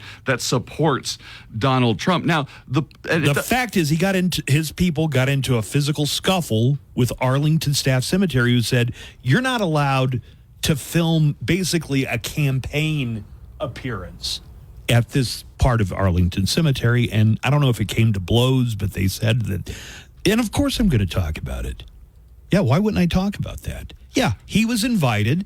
Some of the parents, I'm sure, were thrilled to have him there. And the one lady that I'm thinking of, is clearly a big Trump fan. And that's her prerogative. But that doesn't give people the right to do what they wanted, because Arlington has their own rules. They have rules where they say you can't take pictures, you can't do political things here. So it doesn't matter whether the parents... Right, it's not the parents' rule, it's Arlington Cemetery's rule. And the reason is because it would be disrespectful to use the graves of dead soldiers as a prop. So I listened to how the caller said yesterday about Val Kilmer saying, I'm your hucklebearer. This was actually earlier today, and it really kicked off. That lady even also thought it was Friday. Yeah, right? The guy called in and said, in a convincingly enough way that I believed him. Right? We all believed it. That Val Kilmer's Doc Holliday says, I'll be your hucklebearer, not huckleberry, and that it has something to do with some part of a coffin. So I'll be your coffin bearer. I was like blown away. But anyway, me too. I checked it all out, and he actually confirmed on Twitter or X back in November of 2014 that he said, I'm your huckleberry. He did say berry, and it's also on the PDF script of the movie. Thanks, bye. Thanks, bye. Snopes says that it's huckleberry. And they note that Val Kilmer said it's huckleberry. I didn't know about the script, but I love having the app chat, because people are able to instantaneously let us know what you're thinking, and nobody else will see it except Joanna and I. Eric, I don't see it, for instance. Oh, he's not allowed and to. Tell so them if you why you're not allowed. Because I'll answer people back and tell them to F off. Yeah. Well, the problem wouldn't be that you just do that once. What would happen is that you would engage entire conversations with people into this, and you would just lose all productivity. Exactly. People don't appreciate when you point out how wrong they are about stuff. Yeah, Isn't that not. a weird human reaction? Eric EC4 says, and I'm glad he brings this up, because maybe we all do it, but I think Buzz does it a lot. You'll say something, we'll be like, what did you say? And then you will change what you said to say something else. I don't do that. Eric says, force Buzz to listen to the On Demand. He totally said jeans in at first. Jeans out. You said you were a jeans in person at first, and that's why. See, I thought that's what you said, because that's how I reacted. Then I misspoke. Well, you misspoke a lot. I think everybody misspeaks a lot. Yeah, right? Nico this morning. Oh, I do it all the time. Me sometimes. I thought it was Friday too. That's why I didn't even correct you about the dining deal. Here is the Am I the A-hole? Oh, so you're doing this one. Yeah, Joanna sent it to me. I sent it to both of you. Oh, what do you mean? I'm reading it. I'm reading it for the first time. It's from the app chat, so Nico probably already saw it. I did see it. Well, do you want to do it? No, it has nothing. No, I'm just kidding. From the app chat. Let him read it. Come on, it's Friday. I was being supportive of you. Am I the a-hole for abandoning my girlfriend at the time in Juarez? Huh. All right. Wow. That's a loaded one. This happened a while back, but I'm bringing it up because people yesterday said that I was the a-hole and a dog for what I did. So I'll let you guys decide. I was dating a girl for a long time, and we were churchgoers. Every time we got to second base, she would want to pray, and she said she wanted to wait until she got married. All right. All right. She had a friend that had confessed to liking me, but I never told my girlfriend because she also told me that she was cheating on me. Wait a minute. The girlfriend who wouldn't give it up, wouldn't give up third base, was cheating on you. Well, but he's saying that the friend told him that. She had a friend that had confessed to liking me, but I never told my girlfriend because she'd also told me she was cheating on me. One day I picked her up from work because she said she was feeling sick and wanted to go to Juarez to get some medicine. So I took her because she doesn't like to drive in Mexico. When we got there and she got the medicine, she told me to hold the meds while she paid. I Googled one of them right away and found out that it was Plan B. Oh. I asked her, really? She just said, I'm sorry, and this is not the time. I dropped her medicine, walked outside, got in my car, and just left her there. As soon as I crossed the bridge, I called her friend and thanked her and told her how I found out. Later that night, I met up with the friend for some coffee and to talk, and we ended up having sex. And we ended up banging. And we did it. Am I the a-hole for this? Women said yes, and men said no. What do you all think? Look, that was a very immature way. It was an immature way to handle it. So then this guy your is understandable anger and disappointment, right? And all of that, but that was an immature way to express all that. He sends the message and he's like, Joanna, what do you think? And I think we all know what I think. Everybody sucks here. And then he goes, even me? Yeah, he goes, what? Even me? Like, yes, even you. Was that the mature response? No. No. Is Also, it understandable? Yes. Totally, definitely. If the girlfriend was going there to get Plan B, number one, maybe get somebody that's not your boyfriend if you want to keep it a secret. Right. Idiot. Number two, don't hand him the bottle for any reason. Yeah. Yeah, you it's almost like she wanted him. She wanted him to know. Caught, Okay, right? but maybe she wanted to have a conversation about this, and this would have been the time to have it, dude. You could have asked her, like, hey, what's this? I haven't been able to And get then have a past conversation. second base, but you've apparently gone all the way to home With the or else friends. we wouldn't be getting Plan B. I understand his position. I think you would have accomplished the same thing if you had driven her back and ended the relationship when she got out of the car. You could have been the bigger person in Could this have been the situation. bigger person in this You situation. could have handled it differently. But is it for understandable how you breaking did up it? with her and hooking up with the friend, no, That's cool. You're fine with that. I don't know. I feel kind of icky that he right away went to bang the friend. Oh, no, that's I don't, totally. I understand. I from, understand from that. a guy yeah. perspective, I completely understand that. And so he's saying, You almost have to like clear your palate from this horrible other girlfriend. Like she's the sorbet in between a 4-course meal. so he says originally that women are saying, yes, he's the a-hole, and men are saying he is not the a-hole. Well, we got And it looks like, yeah, we got a he's phone right. call. All right. We try and do our best to be fair to all sides. But, yeah, weirdly, it almost sounds like she wanted him to find out for some reason. Right. And all of that. Morning, Mo Show. It's Mo. Hey, Mo. Yeah, that a-hole story. The dude is not the a-hole. Yeah, that was some ballsy move by the girl. Wow. By the lady. All right, have a great day. Bye. What's weird? Okay, so It is. So and what's it's almost like weird is Rob is self-defeating in a way. Rob is saying I not think the she wanted to break up with him. Rob is saying not the a-hole in the app chat. Padilla, not the a-hole. Aldo is saying F around and find out. And Abe is saying she is the a-hole because I should have had first crack at it. But I don't even know what that means. I don't know what That's that the crack guy it- that sent in the Am I the A-hole? Oh, okay. Oh, that's him. That's him. Well, obviously she felt physically, well, how can I put this? She didn't want to do it with She you. doesn't want to do it with you for whatever was going on. I guess she wanted to hang out with you, but she I just, didn't get that part, that the birth control was from the guy she must have been The cheating guy with. she's banging. not him. They Oh my hadn't been. Yeah. Nico. Did you just get that? Because he says that they weren't doing it. She didn't want to go past second base with him.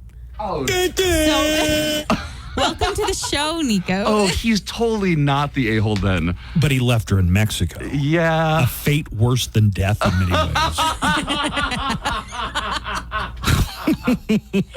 So what's your final rendering now? Everybody sucks here. We told you can't do that. Right. Yeah, you can't do that. Yeah. Begrudgingly, Abe, I'm going to say you're not the a-hole. Oh, you're going to say not. I'm going to say I can definitely understand, but it was not the Christian thing to do. It was not the Also Christian. saying that he should have had first crack at it sounds weird. You're being weird about it now. Okay. But as far as hooking up with the girl who told you she's been cheating, well, apparently she wasn't lying. And I can completely. He's That not the friend a-hole for also that sucks, for sure. too. Pop me up, please. Everybody sucks here. Always have me potted up. You always are potted Who up. cares whether or not you're the a-hole? You should be celebrating. You are not the That's That's three a good- calls from Daddy D. We Wasn't got to it? limit him, but that was a good That one. That one was a good one. And then we got another one. Hey, good morning show. I just want to say everyone here, including you guys, are the a-holes. How do you know she wasn't raped? And that's why she was quiet about it. Oh my Damn, God. dude, we're just having fun. For Christ's Well, sake. I guess he's saying that- Okay, that's a good point. I guess he's but saying that oh we're my jumping God. to conclusions about this girl and maybe her morality or purity Yeah, about and things. because this dude didn't stick around to have a conversation, we're never going to know the other side. Why did she hand him the bottle? Yeah, That's a good why? point. Why get him to drive? That's a douche. That's a douchey Listen, thing to do. for what- Oh, I'm going to use my current boyfriend to drive me to Juarez to get me.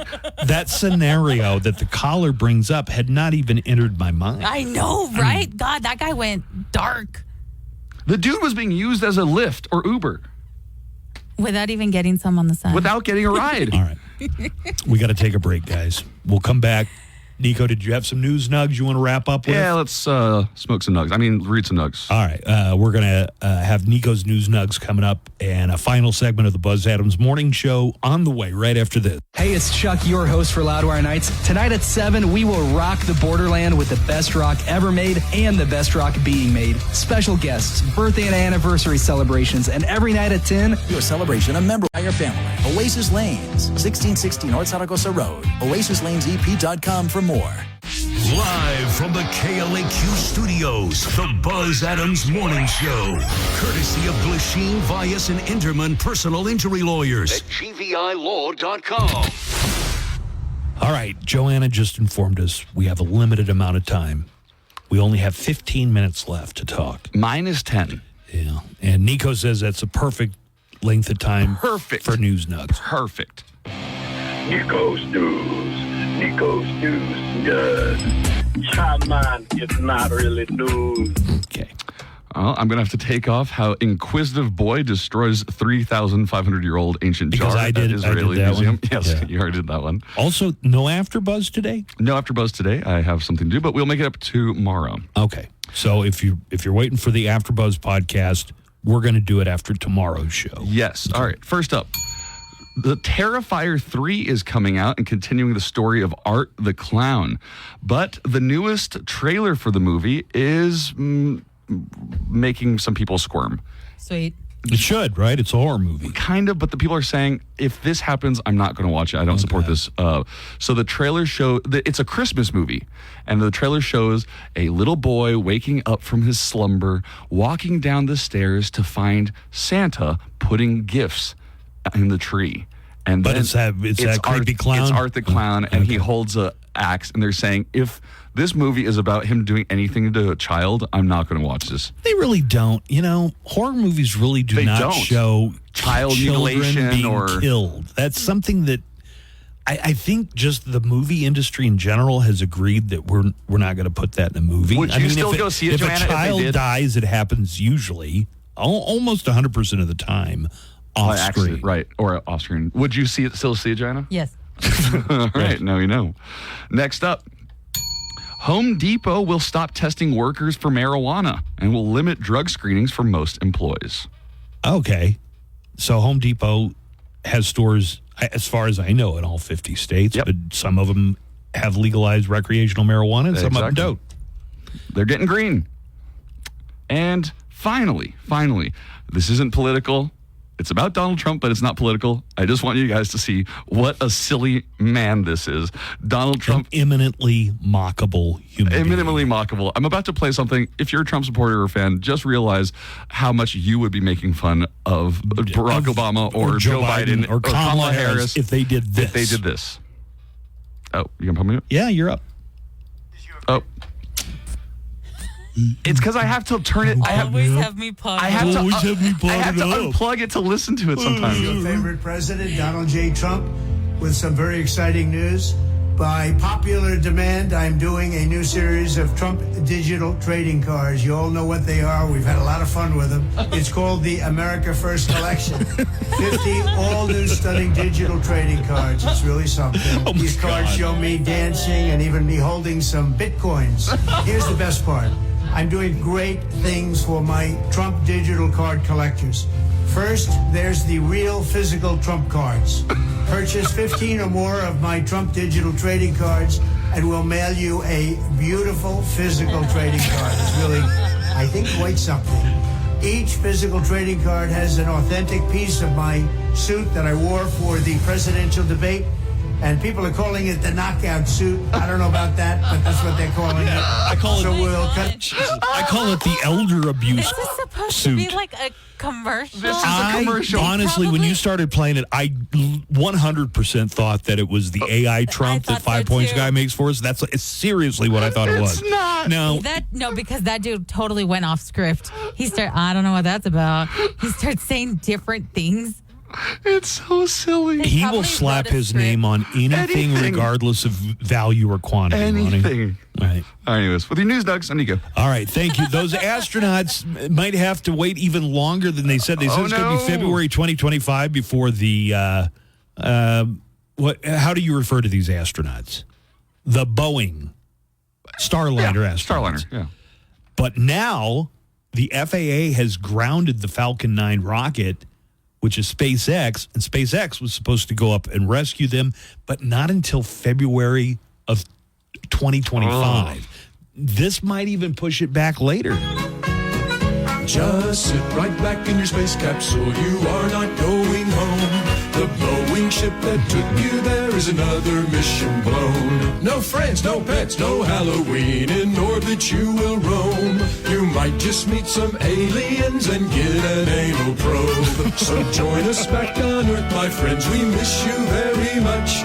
We'll see you in person again next year, 'cause Boeing really sucks. What did I miss? Oh, I can't believe I missed it. Did you miss the Buzz Adams Morning Show today? I missed everything. Just use the KLAQ mobile app. That way you can listen to Buzz on demand.